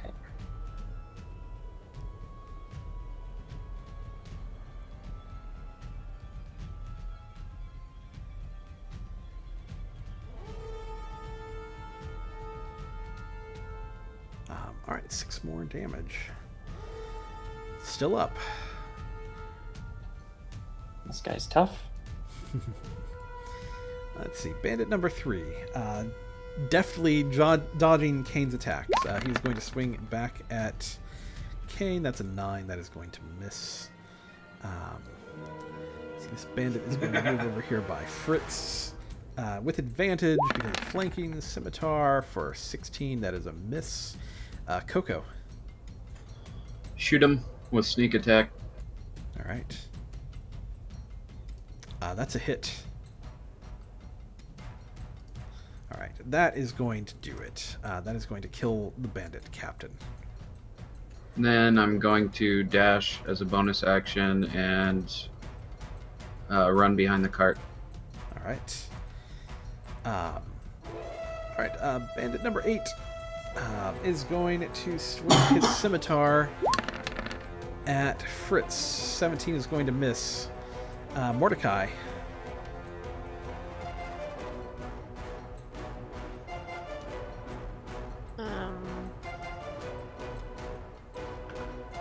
Wait, is that guy's half health, right? Yes. Okay. I'm going to try to hit him. All right. Oh. That will hit. For 13 damage, that is going to kill him. And then I will use my bonus action to move Hunter's Mark to that one. All right. And then I will try and hit him. All right. Also a hit.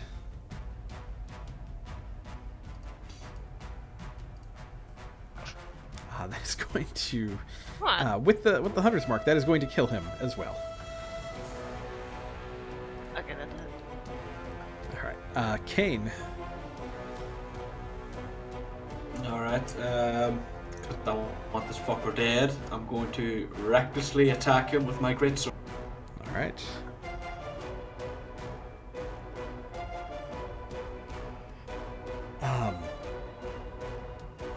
I believe that is a miss, unfortunately.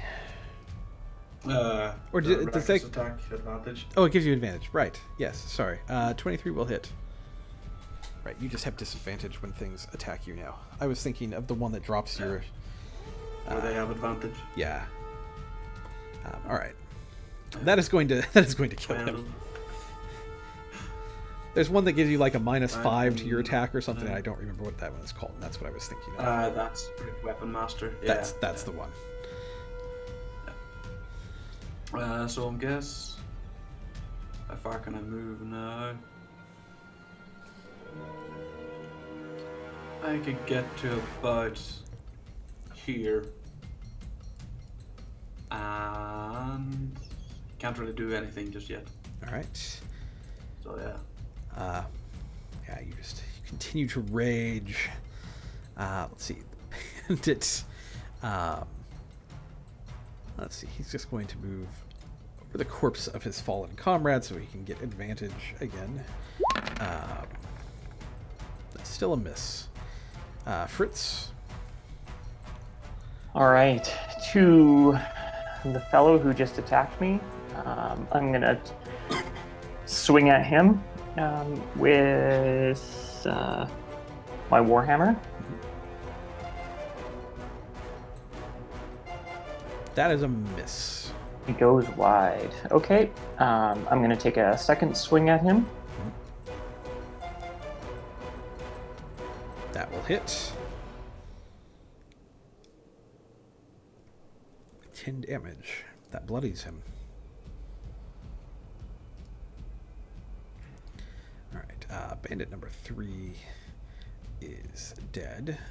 Bandit number 2 also dead. Coco Tricknips is up. I'm going to get the Toll the Dead on the bloodied one. Wait, there's 2 left, right? There's only the 2 left, yep. Yeah, I'm gonna Toll the Dead. Alright. That's a DC 13. Alright, is that Dex or Wisdom? Wisdom. Wisdom. Alright. 15. Got me. Alright. Alright, number 8 with its scimitar at Fritz. 19 is still going to miss because of your plate armor. Mordecai. Okay, I'm going to attack the one south. Mm-hmm. That's going to kill him. You've been rolling exceptionally well, if I might say. I stole your dice. Okay. Apparently. I will attack the one to the north. First, I'm going to put Hunter's Mark on him. Mm-hmm. 18 is going to hit. For 18 damage. That is going to be the last bandit down. You are out of combat.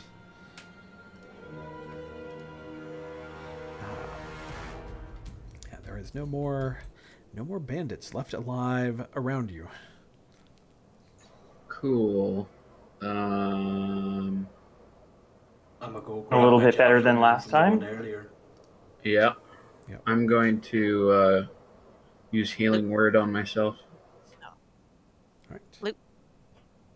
yeah, we can definitely, let's do the loot real quick, and then we'll take just a short break as soon as we do the loot here. All right, so each bandit has a pouch with them. Let's see, there are 11 bandits. So that is,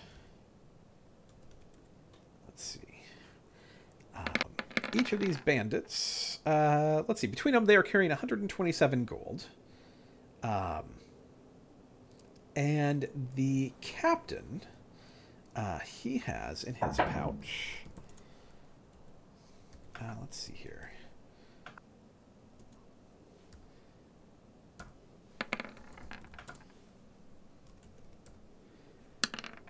All right, he has 11 gold in his pouch.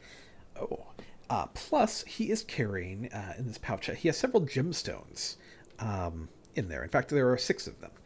Each of these gems that he's carrying is worth 100 gold apiece.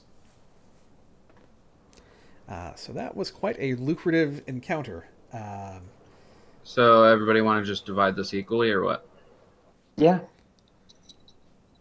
Sounds good. How do we divide the 6, though? How do you guys want to do that? I'll just take all of it. Don't worry about it. How many of us are there now? 4? There are 4. of you. There's a horse too.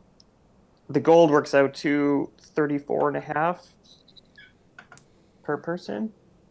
Yeah, for the gold, and then there's 600 gold gemstones. So the gemstones, yes, I don't know. I'm fine with just one of them. Somebody else can have the second one. Well, I'll take one, and then if I took another one, I would send the gemstone to Waterdeep, like I did with the gold to the orphanage. Sounds good. All right. All right. Well, let's take a short 5-minute break here. We'll be back on the other side, figuring out what happens as you continue along the road towards your destination here. We'll be back in about 5 minutes, everyone.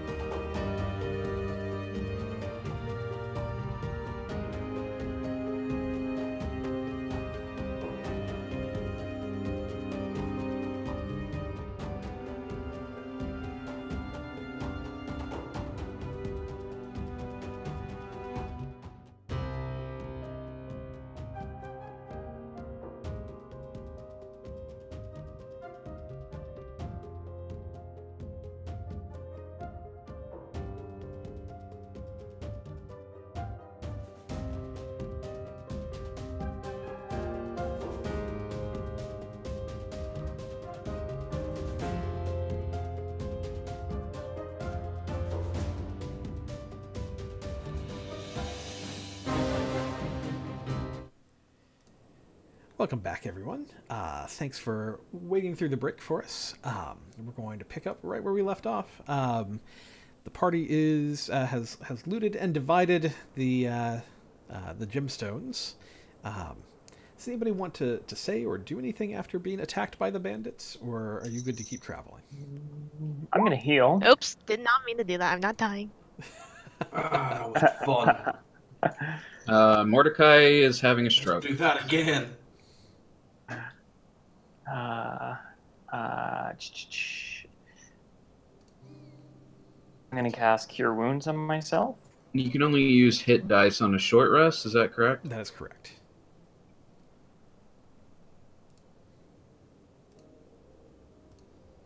That is something you could do if you wanted to take a short rest. You guys want to do that or no? Fine with that. I'm Spell. down. What? K9? I'm good. I'm down. Let's do it. Okay. All right, so yeah, you all take an hour after this. You can spend some hit die if you would like to. When you spend a hit die, You can just on your character sheet, you can where it says hit dice. Let's see. You should have 5 of them total, one for each of your levels, and you just click where it says hit die, and it will roll, and you get those hit points back. You regain half of your hit dice on a long rest. Half of your expended hit dice, I should say.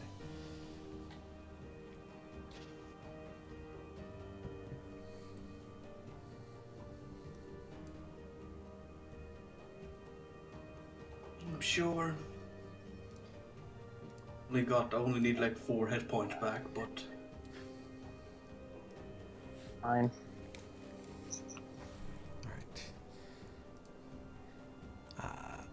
All right. So you all will take a short rest, regaining some hit points, kind of cleaning up some wounds sustained in the battle, that sort of thing. And for what it's worth, Coco, you can use as many of your hit die as you would like to. You can use more than one during a... Okay. Yep. All right. You're going to continue traveling once you've taken your rest, and you will arrive at the town of Yartar here on the Evermore Way. Now, Yartar is a fortified city. It stands on the east bank of the Desolates River. So you're going to kind of cross a bridge as you head into the city that crosses over the Desolates that's flowing north to south here. The West Bank. There's also a walled portion of the city that is here on the West Bank. So you're actually going to kind of cross into the city, and then spanning the river is a stone bridge that you'll cross as you head into the eastern side of the city. There's a checkpoint to get through the gate here at the city. Some guards would stop you as you approach, and just kind of wave you down. They would, as they approach you, they would just say, "Hold, travelers. What brings you to Yartar?" We're gonna make a delivery up to Nonar's Hold, and we're just passing through, maybe looking for some lodging for the night. They will nod. One of the guards will probably kind of like walk to your carriage, to your cart, and kind of look at the chest in it. What cargo do you carry?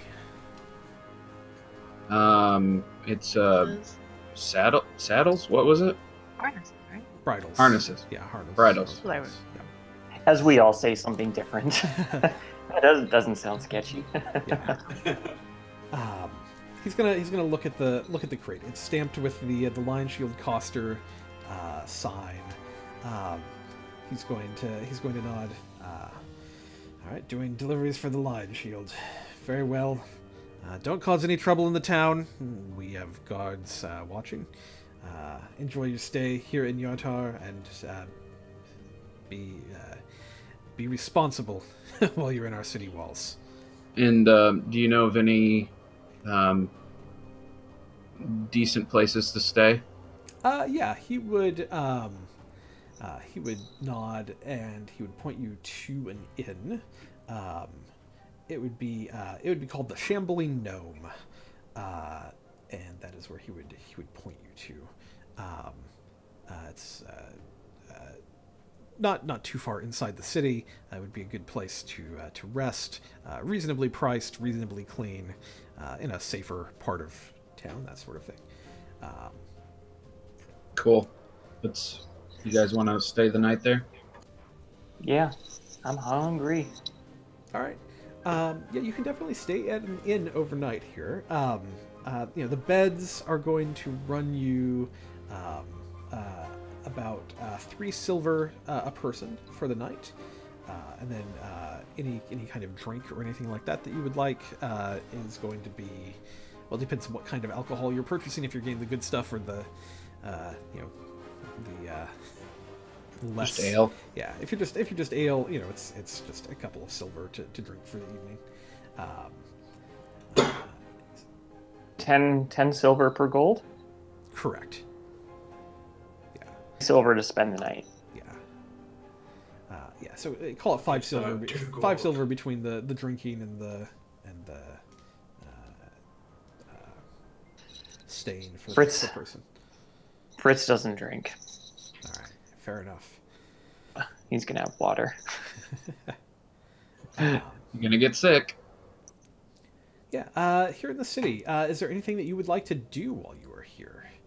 Did we already deliver this? No, we're Yeah, what? you're delivering well over, still quite a ways away. This is just the first city along your pathway. I want to sell my gemstone. All right, yeah, that is something that you could definitely do. There would be merchants. This is a much larger sort of establishment than Triboar is. So there's several shops here. So if this is something that you would like to do, you could definitely go shopping or anything like that. Yeah, can I send the 2 gemstones to the orphanage in Waterdeep? Yeah, there would definitely be some sort of postal service that you could use, courier service. Okay, do that. Mm-hmm. And then if there's any like places with interesting weapons and potions and stuff like that, I would like to visit there. Okay. Me too. Yeah, pretty much everything out of the standard shopping is definitely available here. Is there something specific that you were looking for? I don't think. Like, are you looking for poisons? Are you looking like what are you like? What kind of stuff are you after? Can I dip my bullets in poison? Is that a thing? I mean, you probably could. It might be a little more difficult. I mean, the poison only lasts for an hour. Yeah, it's not. You'd have to be very prepared for it, but it's certainly something you could try to do. And there's probably not, like, I'm probably not going to find a better gun, right? It seems unlikely that you would find a better gun here. Yeah. Okay. Well, I would like to buy another healing potion if possible. Okay, yeah, healing potions are definitely available. They're 50 gold apiece. It's just regular healing potion? Correct. Yeah, there would be other healing potions. If you wanted, let's see. Let me see how much they are real quick.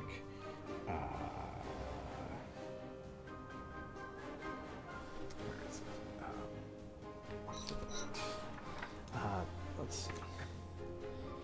If you are after,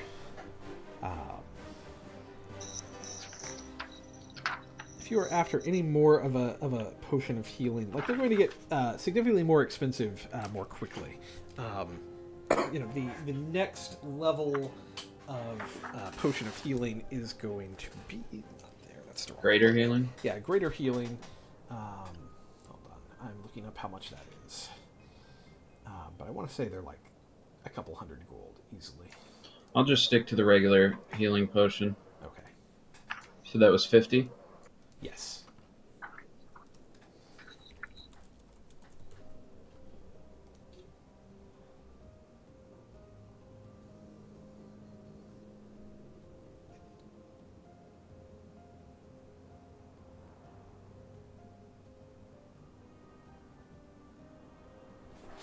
All right. Anybody else looking for anything specific? What is if I were... Oh, wait a minute. You have disadvantage when you use a lance to attack a target within 5 feet of you. Also, a lance requires 2 hands. Okay, never mind. I just want to sell a gemstone. Okay. Yeah, you'd be able to find a gem merchant. Since the gems are worth about 100 gold each, he would offer you 75 gold per gemstone, since he needs to turn around and sell them for a profit. To persuade him into giving me a bit of a better deal? You can try to.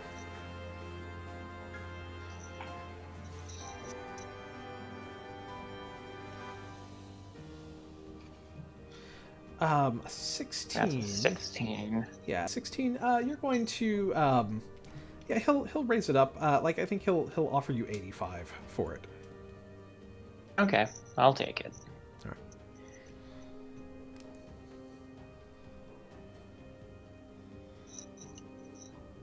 Does anybody else want to sell theirs as well?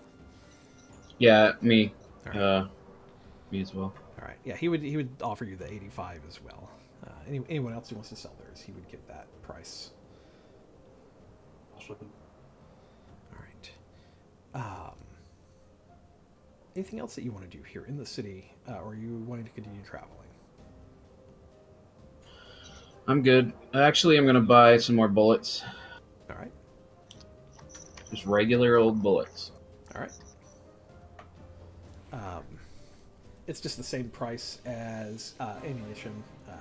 Like if you were just looking for, or I think we had said as regular bullets, like sling bullets, which are.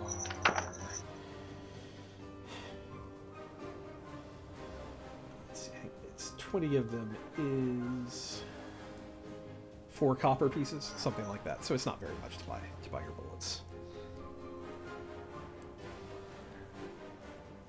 Mordecai, Kane, or both of you good? Is there anything you are after here?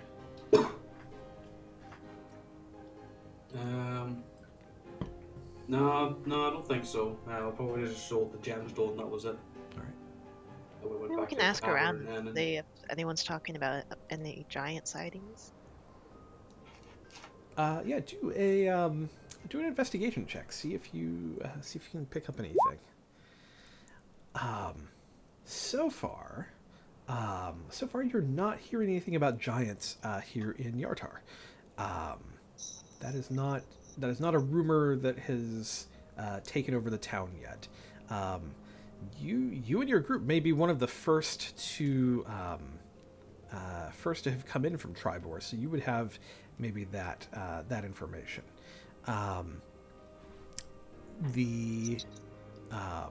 Nothing around here. There are some rumors from around around kind of the north that maybe have made their way down here, that like up closer to the spine of the world, that there is maybe more giant activity in that direction. But Yartar itself has not seen any of this, so anything is kind of just like, oh yeah, maybe there's stuff kind of going on in the world. They have not heard about Triboar yet. We tell them. I tell them. Right. Who are you telling? This kind of like your innkeeper, or? I'm running around the going, there's freaking fire giants everywhere in Triboar. You guys would not believe it. No, I'm just telling the innkeeper. Okay. I think that the next morning. So if you're kind of maybe saying some of this kind of in the evening as you're drinking and that kind of thing, by the next morning, when you come downstairs from sleeping in the inn, there's going to be a couple of soldiers who are waiting. They're going to see you coming down the stairs and step forward. We've been sent by the Water Baron. She has questions about Triboar. I would like to see you immediately this morning. Okay. Is there coffee there? Bro. Do we regain our hit dice from the long rest? You'll get half of your hit dice back, any of your spent dice. Half of... Okay, half of so anything if I you spend... If you spent one, you get it back. One, then I would get... Yeah. Would I know that he told the bartender? How much would you? How close would you have been to Coco through the evening? And Coco, were you trying to keep it like quiet, or is this just like normal conversation that you would have been having? I don't know why I would keep it quiet. Yeah, I feel like you would be aware he was telling people about this. Okay.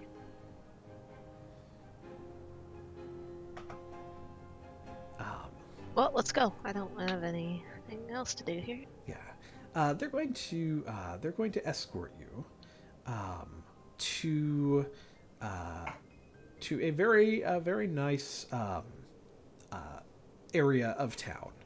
Very ritzy, very well put together. So this is a pretty large town. There is the walls keep it safe, and there's a lot of people here who live within the walls of the city. Being brought to this manor, you're going to be ushered inside into a very nice room, and a woman is going to join you in just a little while. She will walk in, and she's kind of an older woman in her late 50s, kind of graying around the temples a little bit, and she is going to human. She's going to walk in and just walk up and just kind of address you directly. My name is Nestra Ruthiel, and I heard that you have brought news from Triboar about a giant attack there. I'd like to hear your report directly. Well, 2 fire giants, bunch of orogs, some flamey little nymph things came into town, and the fire giants were not so much looking to just smash people. They were had other plans, and so they made it to the middle of town while the rest of their gang kind of drew our fire and dug up some ancient some item, big heavy item, from the ground and took off. But anyone else remember anything I'm not remembering? They were great crack. Did you mention the giants? Yeah. Oh yeah, there was giants. There was giants. By the way, You did. Make sure you keep that in. yeah. You. And you how much started- do we want to? Do we want to share Why would we? details with her? Are we Like the name of that artifact? I don't. Oh, Well, I mean, you shared it with me. Are you a Um, spy? Maybe. That's too late to ask. Well, I think she would just kind of be nodding as you're telling her this. Did the what were the giants after? Were they just there to slaughter? Was there? no. There was. They brought all their cronies to distract us, and they just went to the middle of town, dug something up that nobody knew was there. It was big, looked heavy, and took off. I don't know what it was. She's going to look very interested in this.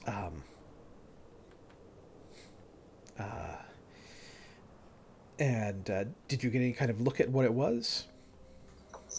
It was big. It was heavy. I don't know what it was. All right. It's just no. You have no description beyond that. All right. She's going to take notes of all of this, and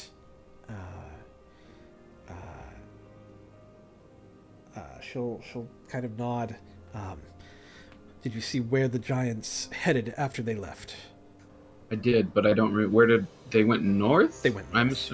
Yeah, they went north. And that's about all I know. She'll. Triboar itself, how are the people there? Was there many casualties, or? There's a few, but we were, I think, able to give some of the residents enough time to hide, and yeah. So, I mean, there's a lot of damage in terms of fire damage and buildings destroyed, but could have been a lot worse. All right. Yeah, she'll nod again. We'll send some aid to the city to try to help them rebuild.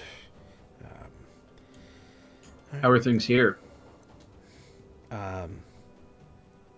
She'll kind of shrug. Well, there's not been any giants. It's more just city politics here.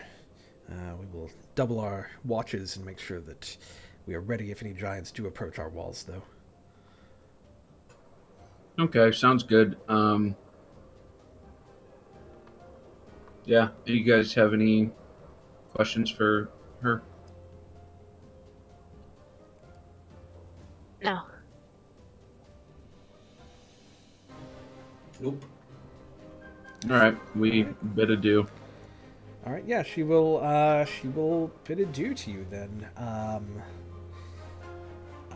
I'm guessing that you all will kind of continue on your way. That seems probably like the next step. Yes. Yep. All right. All right. It's going to be several more days on the trail. This is a longer hike. This is about a 4-day journey over to Calling Horns. Let's see. Let's see if anything happens to you as you were traveling. There is now a dog, or a cat. Probably a cat. That is not a dog. Yeah. No. It's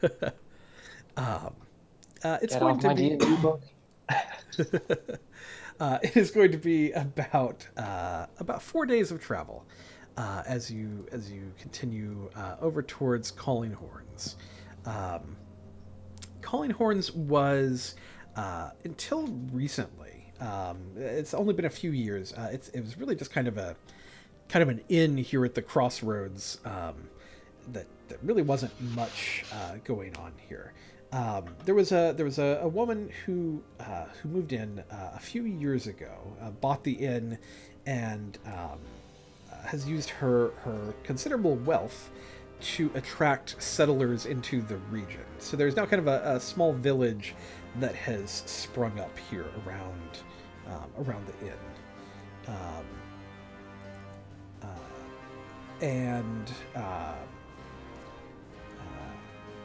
Is there anything that you would want to do while you're here? Are you going to want to stay at the inn for the night? Are you going to kind of want to keep moving to no enters hold? What is your plan? What do you guys think? What time of day is it? It's night. Nighttime? Well, we should probably... Yeah. I would guess. It's like a nice place. I'm betting there's some pretty barmaids here. Good drinking. Sounds good to me. All right. Yeah, you'll make your way in to the inn. The innkeeper will greet you and get you set up. It's going to be similar pricing. In fact, let's see. Similar pricing for the evening. A couple of silver for a bed, a couple of silver for drinks, that sort of thing. As you're here, you kind of get a lay of the land. There's a woman. Her name is Tamerlane. This is the woman who founded the place. She's kind of the law here, if you will, or kind of the mayor, that sort of thing. She, everyone kind of, because she established this place and attracted all the people here and has all of this. People end up kind of paying her kind of a monthly tithe to stay here. She employs several deputies that live in the village and help keep it secure and that sort of thing, and people pay to have these deputies try to help keep them safe here on their farms and that sort of thing.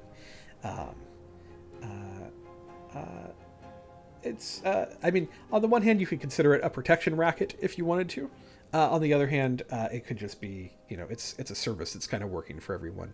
The villagers don't seem upset about it. They're just kind of, as you talk to people in the tavern for the evening, that's kind of the lay of the land that you get here. The inn that you're staying in is called the Calling Horns Inn. It's a kind of a large fieldstone structure that has adjoining stables. It stands atop a ridge that overlooks the intersection here of the roads. It's surrounded by tall old trees. They have a very good cellar here, so a lot of ales and wines and a very good selection. So for those of you who drink in the party, there would be a lot of excellent choices here for you.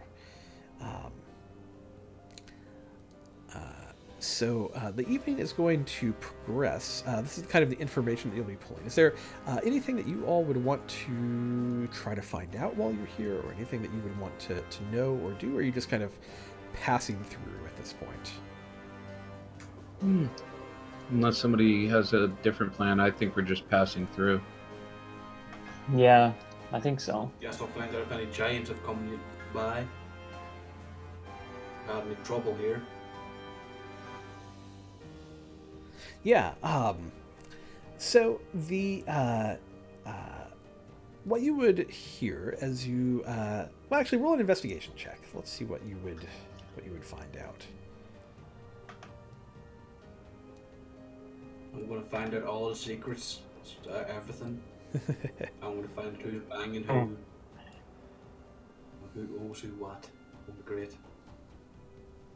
Who's rolling that? Is whoever is wanting to find out information here over the course of the evening. I think that was Kane. Oh. Yeah.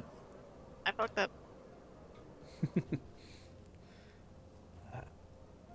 Mordecai, you're not gathering a whole lot. You're probably kind of sitting and brooding more than investigating with an 8. But if anybody else wants to try to be gregarious and pull information out of the locals, that is something you can try to do. Kane is also not gathering a whole lot about the area. I've got a -1 to my roll, but I'll give it a try. I'll pass. All right.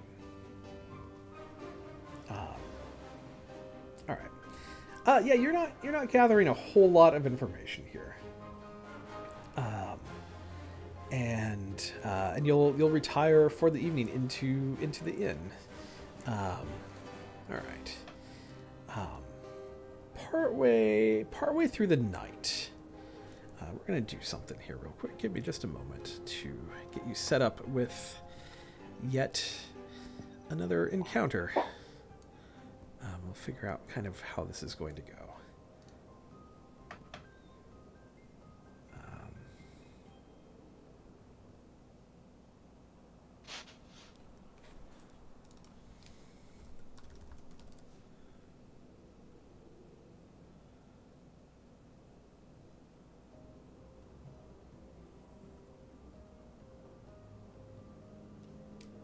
Let's see how this looks.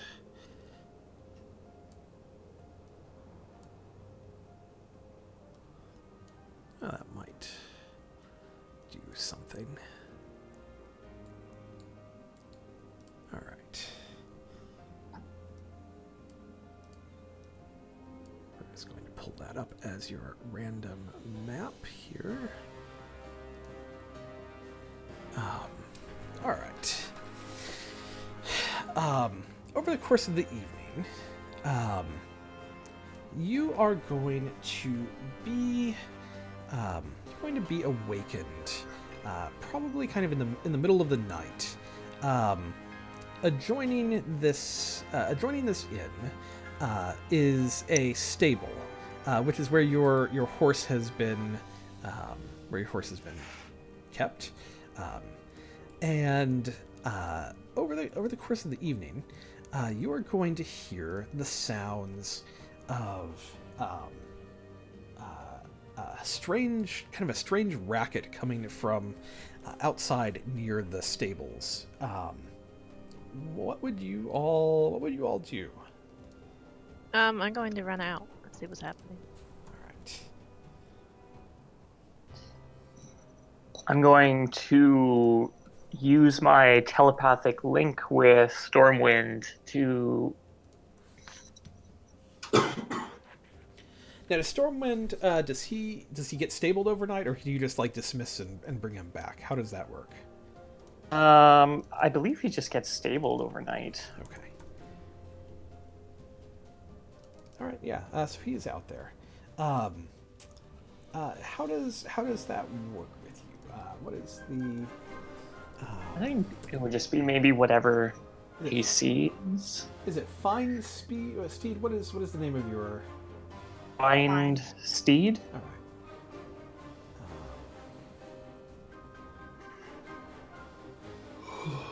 I'm just making sure. All right, yeah. I'm just looking to see how you can communicate with it. Yeah, I think he says. I think it says telepathically. Yeah. With up to a mile or Mile, kilometer, something like that. Yeah. All right. Yeah.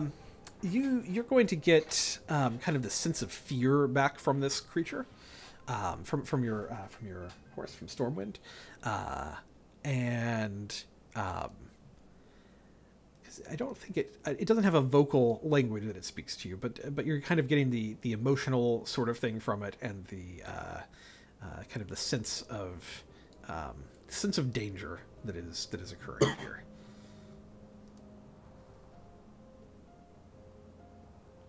Right.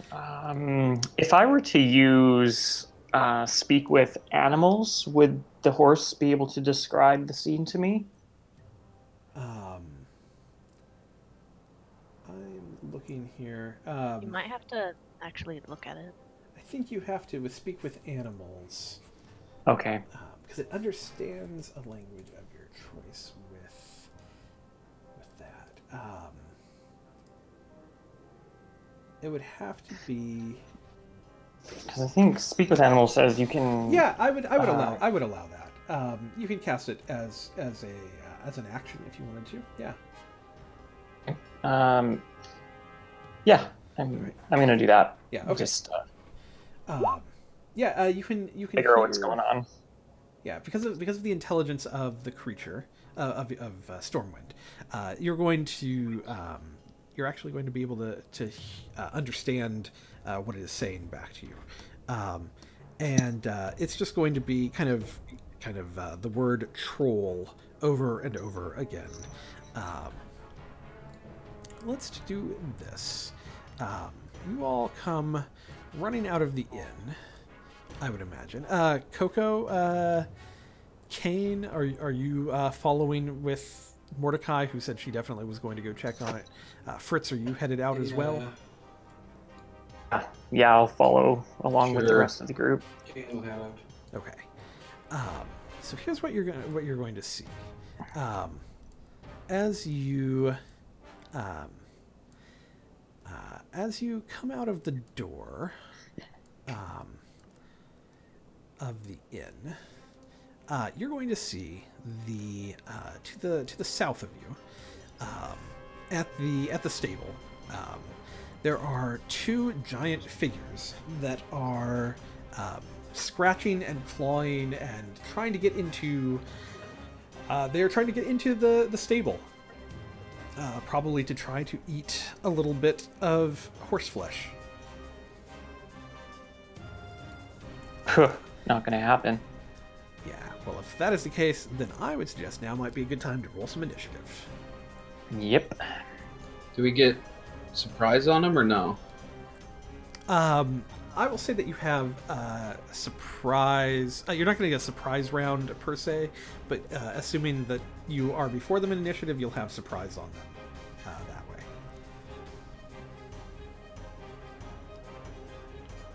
Got a 12. I forgot to click my character.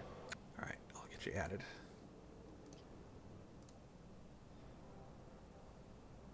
All right.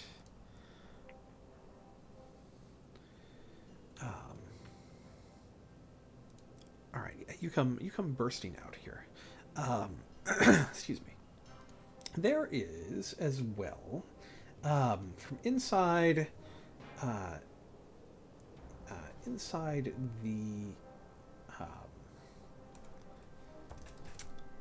the inn here, one of the deputies was stationed here. They are already outside, kind of watching and trying to figure out, like they were getting ready to go in search of. We rolled terribly. Oh my god. Going to go run is what he was planning on, to go try to get assistance. He's going to see you running out. He's going to look at you, and he's going to point at the trolls. Keep them busy if you can. I can go get help. Okay. All right. By the way, everyone, it's trolls. Just in Trolls? Oh, okay. in Now. case. Fucking fantastic. Yeah. All right. So Mordecai is up first. So this is just like a deck, right? I can see through. Yeah, that is a deck that you were standing on. I can move here. And then I'm gonna cast Hunter's Mark on the one closest to me. Okay. And then just confirm these are giants. Right. Let's see. I believe trolls are a type They're either of giant. humanoid or giant. Yep, that is correct.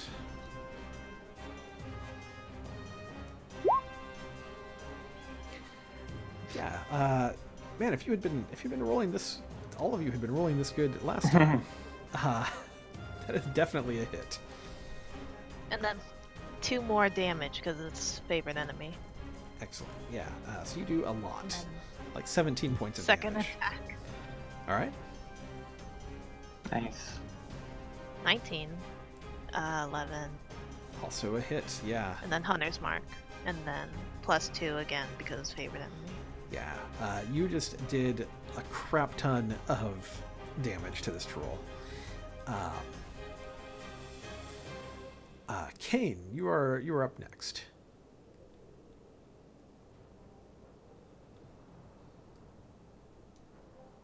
Kane? Oh my god, he died again. Yep, we might have lost him here. Well, I'm going to assume that he probably would want to leap into combat. Oh, he's moving. There we go.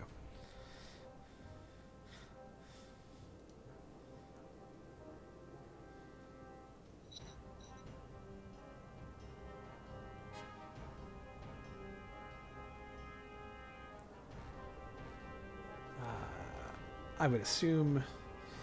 Oh, unfortunately, that is a. Well, you have advantage because of your surprise still right now. So if you want to roll that one more time. Well, unfortunately, that still is a miss. Are you raging as well? Is that something that you have begun, I'm assuming?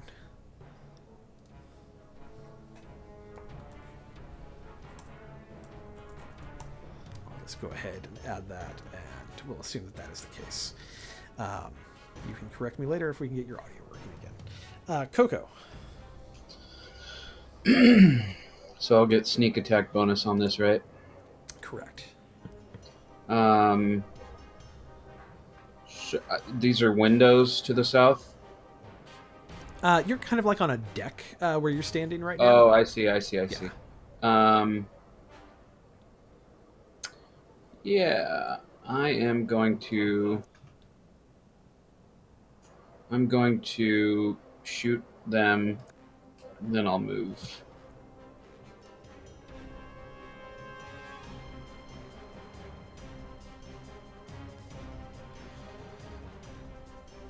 Uh, 23 is a hit for 5 damage. Sneak attack. 11 more damage. And then I'm gonna dash around the corner. All right. Let's see. Troll number 1. I think Coco's gun going off is going to be enough to kind of clue him in that something is going on here. It is going to use its movement. It's going to kind of step over to this railing. It's going to treat it as difficult terrain, but because it is a giant, it is going to step over, and it just kind of is going to growl and yell at everyone. Once it is up here, it is going to run forward using its dash action to close the distance up to Fritz. The second troll is going to regain some hit points. And it is going to turn from the door, reaching pretty much on level with it up to where Kane is. It is going to attempt to bite at Kane in kind of a hungry, slobbering, troll-like sort of way. That's a 24. Since you're raging, that is only 5 points of damage. As he bites at you, he's also going to swing with his claws. He's going to get to do that twice. You ugly green bastard. One of those hits. Yeah, the 7 points is going to hit you of damage. So that is another 3 damage. So 8 total. That's what you took on that. Fritz, you are up. All right.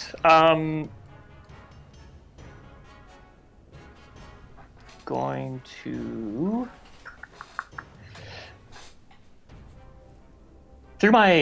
because I kind of want my horse to get out of there. I'd be like as a bonus action able to telepathically communicate to my horse to like run over to like the side, the entrance. Yeah, like I mean, it's closed. The door is barred and closed right now, which is why the trolls were not able to get in. So, and it's. I won't worry about that right now. Yeah. Then.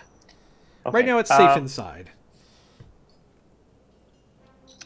In that case, I think I'm just gonna.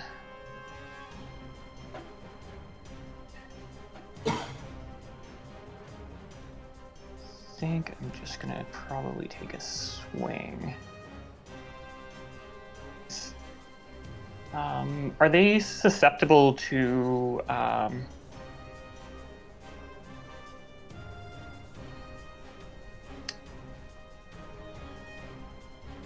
matter.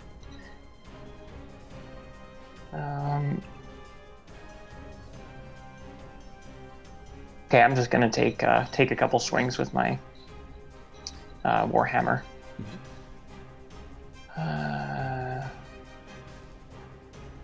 One. 13 is going to miss. Swing number 2. Will hit. And I think I'm going to use my radiant damage as well, my divine smite. Okay.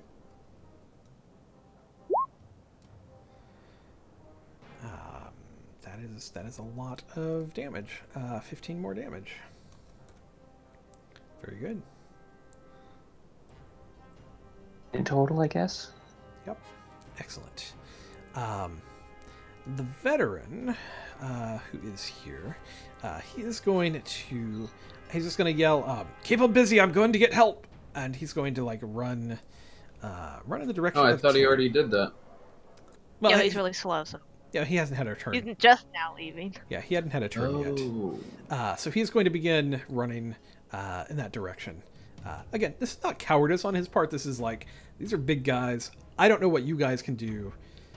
I can't take them on my own. We're going to go get more people. So he's running to do that. There's like probably some kind of like emergency bell or something in the middle of town that he is probably headed towards. So he will go find that in a couple of rounds of combat. Mordecai is up. Okay. Same troll.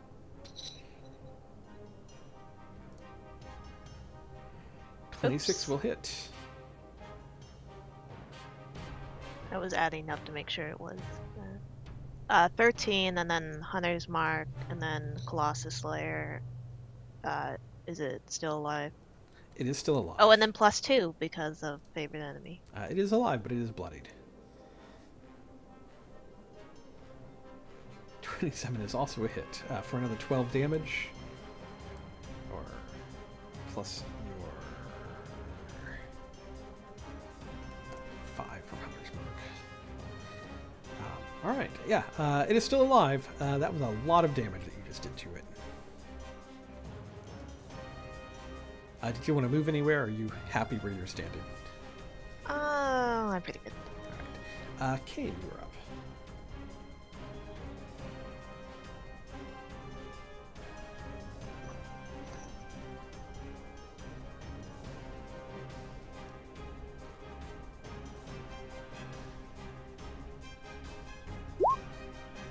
Let's see. Great Sword will hit with a 23.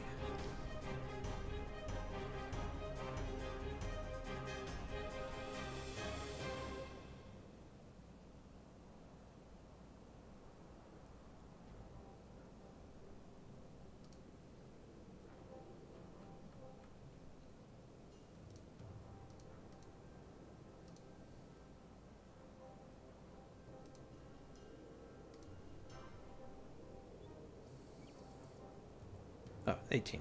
Gotcha. That will also hit.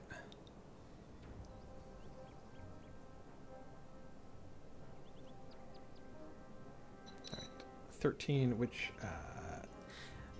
you technically, I know there's more stuff. That's enough to kill it though, so we'll just go with that. All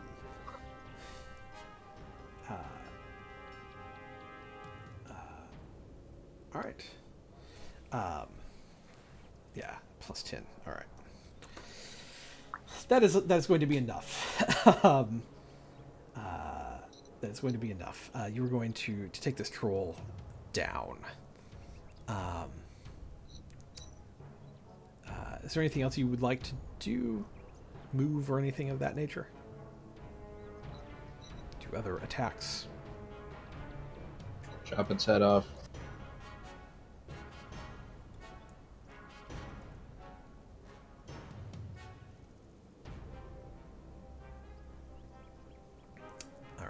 That is going to miss the other one, though.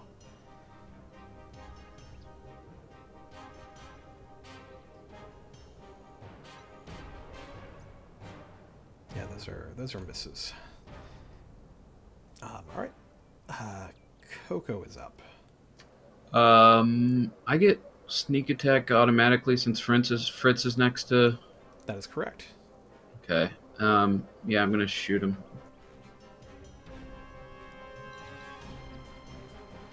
Uh, 24 is a hit. 12 damage. And then. Oh, sorry. Continue. Yeah, I think that's it. All right. Troll number 1. He's going to get some health back. And he is going to use his multi-attack against Fritz. There's some biting. Let's see. For 10 damage. There's a claw for 14 damage. He's going to swing one more time with his claw at you. That is going to miss, fortunately.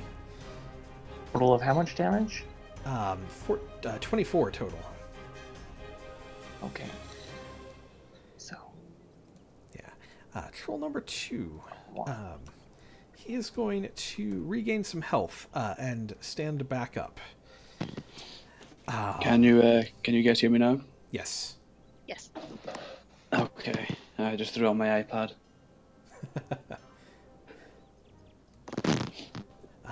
This troll is going to stand back up. And he is going to bite and claw at Kane. Do we have to burn the trolls? Wait, what? Those fuckers still alive? Well, you thought he was Yeah. down. God fucking Oh, I damn it! probably know this. Could I share it? Or, like, whatever. On your turn, you can.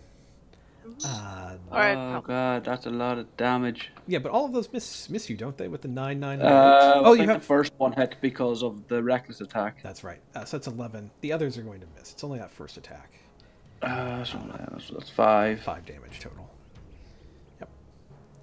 Fritz is up. All right.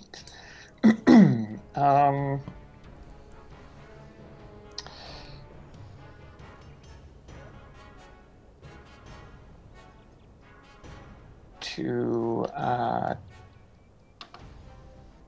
2 die 10. What's that equal to? 20. Okay, I'm gonna the troll beside me with my warhammer. Mhm. And I'm probably gonna use the radiant gain if I can. Oh, Yeah, fail. that's a hit or a miss, I should say. You hit on a critical fail. Fantastic. Damn it. 14 is also going to miss. Another miss. Now let's see. Do I want to stay here? If you move, you will take. Yeah, I'll stay here. opportunity attack. All right. The veteran runs off into the darkness of the night. Mordecai, it is now your turn. I don't have fire or acid. You're telling us that? What? Yeah. So you're just calling out to the group like, hit it with fire. Or acid if you carry that. I don't have either. Me neither. All right. They're like a lantern. Like there would be stuff inside the inn. You could probably find something like the fire inside, or maybe Is there some kind of oil lantern. nearby? I got oil. Use oil and like scratch it off like a stone surface to light it. What's I in do that the with fire. Flores pack? I've got one of those. Comes with a tinderbox and 10 torches. I mean, on your turn for an action, you could light a torch. I mean, that will basically take up your turn, but that is something that could be done.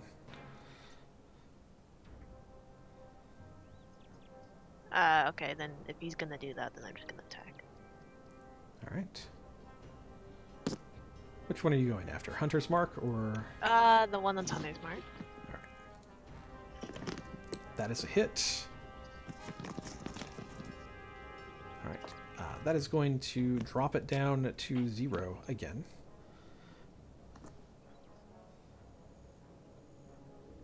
Okay, I'm gonna move Hunter's Mark, then, All right. to the other one. And then, yeah, I'll attack. Yeah, that's a whole bunch more And damage. then +2 because favorite enemy. All right. Excellent. Kane. For the moment, you were out of combat with this one here to your south. Okay. Alright, then I'll hop back up onto the decking and pop beside this one. All right. And I think I'm going to do the same again. Reckless, Great Weapon Master. All right. So -5 to the attack. Ooh. Everything's loading so much faster now. Okay, so yeah, -5. 14. -5. Nope. Yeah, that is a miss. That's a 9. And then just a normal second attack. Shit, that was 25. That is a hit. Yep. 10 more damage. 10 plus 2 For raging. for raging. All right. Excellent. Coco. I'm gonna guiding bolt the one. Actually, no.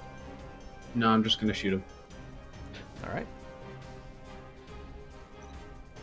That is going to hit for 4 damage. Plus your sneak attack damage. All right. Anything else you'd like to do? I'm gonna. No, I can't light it. Lighting a torch is an action, right? Correct. Basically, Basically, you're having to like dig it out of your pack, get your tinderbox. right? Yeah. No, It's I like get a it. hole. Yeah. I'm done. All right. Number 1 is going to regain some hit points. It is going to bite over at Kane. Bring it. It does. That is 2 more damage to Kane. And then there's a claw that comes at Fritz and another claw that comes at Kane. Yes. It's going to miss, but that's going to connect with Kane, I believe. So that's 6 Yeah. more damage. Troll number 2 is also going to stand back up. Oh, come on! And walk over to the edge. It is basically, because it's a large creature, like it is, standing on the ground, but its arms are at eye level, or they're level with you, Kane. It is I going just to like put 2 fingers to my eyes, 2 fingers to it's just like, coming for you. it is going to lean over and try to bite you. And that is a hit, so 5 more damage, and it is going to swing with its claws at you. Neither of those is going to hit, though. No. Fritz, you're up. Okay. I'm going to use my action to light a torch. Okay, yeah, basically what this is going to be is like you end up having to like drop your sword and like grab in your pack, you grab your torch and tinderbox and light it. So you are now armed with a torch and not a sword.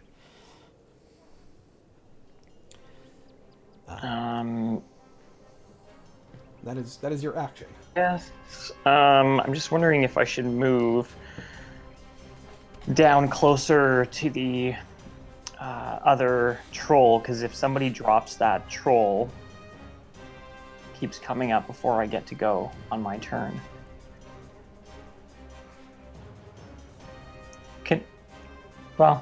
Would I be able to, like, on my next turn, if I make an attack on the troll, would I be able to, like, sort of, like, attack it with my torch and try to set it on fire even if it's alive? Yeah. Yep. Okay, I'll just stay where I am then. All right. Yeah, you now have a torch. Veteran is still headed towards that bell.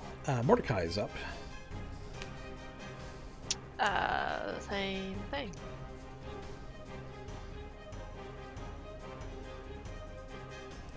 Shooting at Hunter's Mark first, or... Hunter's Mark. Okay, yeah. 15 will hit. So that's 13 plus 6 plus 2. The 2 is the favorite enemy, yeah. Okay. Not that.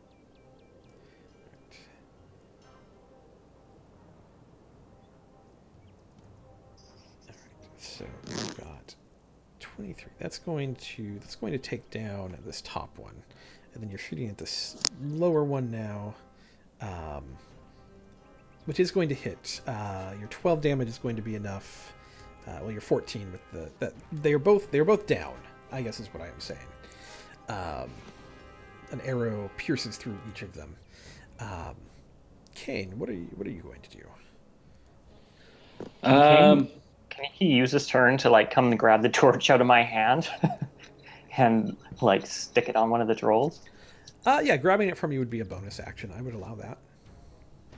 All right, then I'll just like march over, snatch, just really annoyed, snatch the torch from Fritz, and just like start hitting him with the fucking torch. Yeah, right down in the hair. Yeah. Since it's down, I'm just going to say that you're able to like just kind of like you're starting to like cauterize this troll. Let's not set the place on fire. Yeah. I don't give a shit. I'm raging. I'm too angry. Coco, what are you going to do? I'm gonna bonus action throw a healing word on Fritz. Thank you.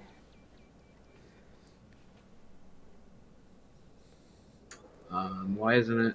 Oh, I hate that. Let's see, 1d4 plus your spellcasting modifier. It's on your character sheet. Ew. So 5 total. Hey, everybody! Every little bit helps. What were you saying, Mordecai, about the character sheet? Well, the character sheet, it should be around attacks and spellcasting. Yeah, there should be a way to add it to that. It should automatically add. If you drag and drop the spell into your list of spells, it will add it to your. That was your bonus action, right? So you still have an attack that you want to do? They're both dead. I don't think I can do anything. I can light a torch, but I think Kane's taking care of that, so I'm done. All right. So this first one is dead and out of the equation. This one is going to stand back up. It is going to swing at Kane one more time, biting and swinging. First one will hit. Yes, that's 5 more damage. Fritz, Kane has your torch, and your sword is on the ground. What do you do? Picking up your sword would be a bonus action. Bonus? Okay. Or I guess my warhammer. Or if you pull out your warhammer, either of those is a bonus action. Yeah, I'll pick my backup as a bonus action. Mm-hmm. But I'm actually going to cast a spell on this other. I'm going to cast Moonbeam. Okay. So it will, on its turn, it will have to save. All right. So we will get to that. From the distance away, from kind of the center of town, you hear a bell begin ringing. Mordecai is up.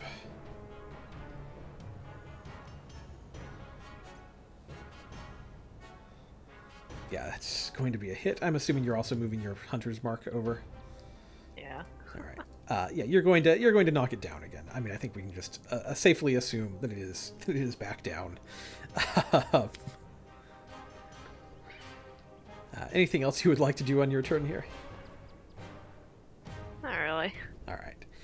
Kane, you've got your torch. Are you jumping down and kind of decimating the body of this troll?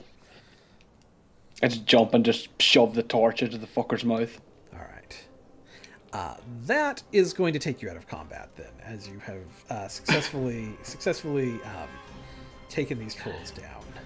And that is probably a good place to end for today, other than to say that a few minutes later, as you stand over the bodies of these trolls, and I'm guessing you're probably like checking the stable at this point, making sure like there's no other trolls in the area and that your horses are okay and that kind of thing. There's going to be a number of people kind of who begin streaming in your direction from the town with the sound of this alarm bell going off. So we will deal with that next time. We will figure out what exactly all of that means.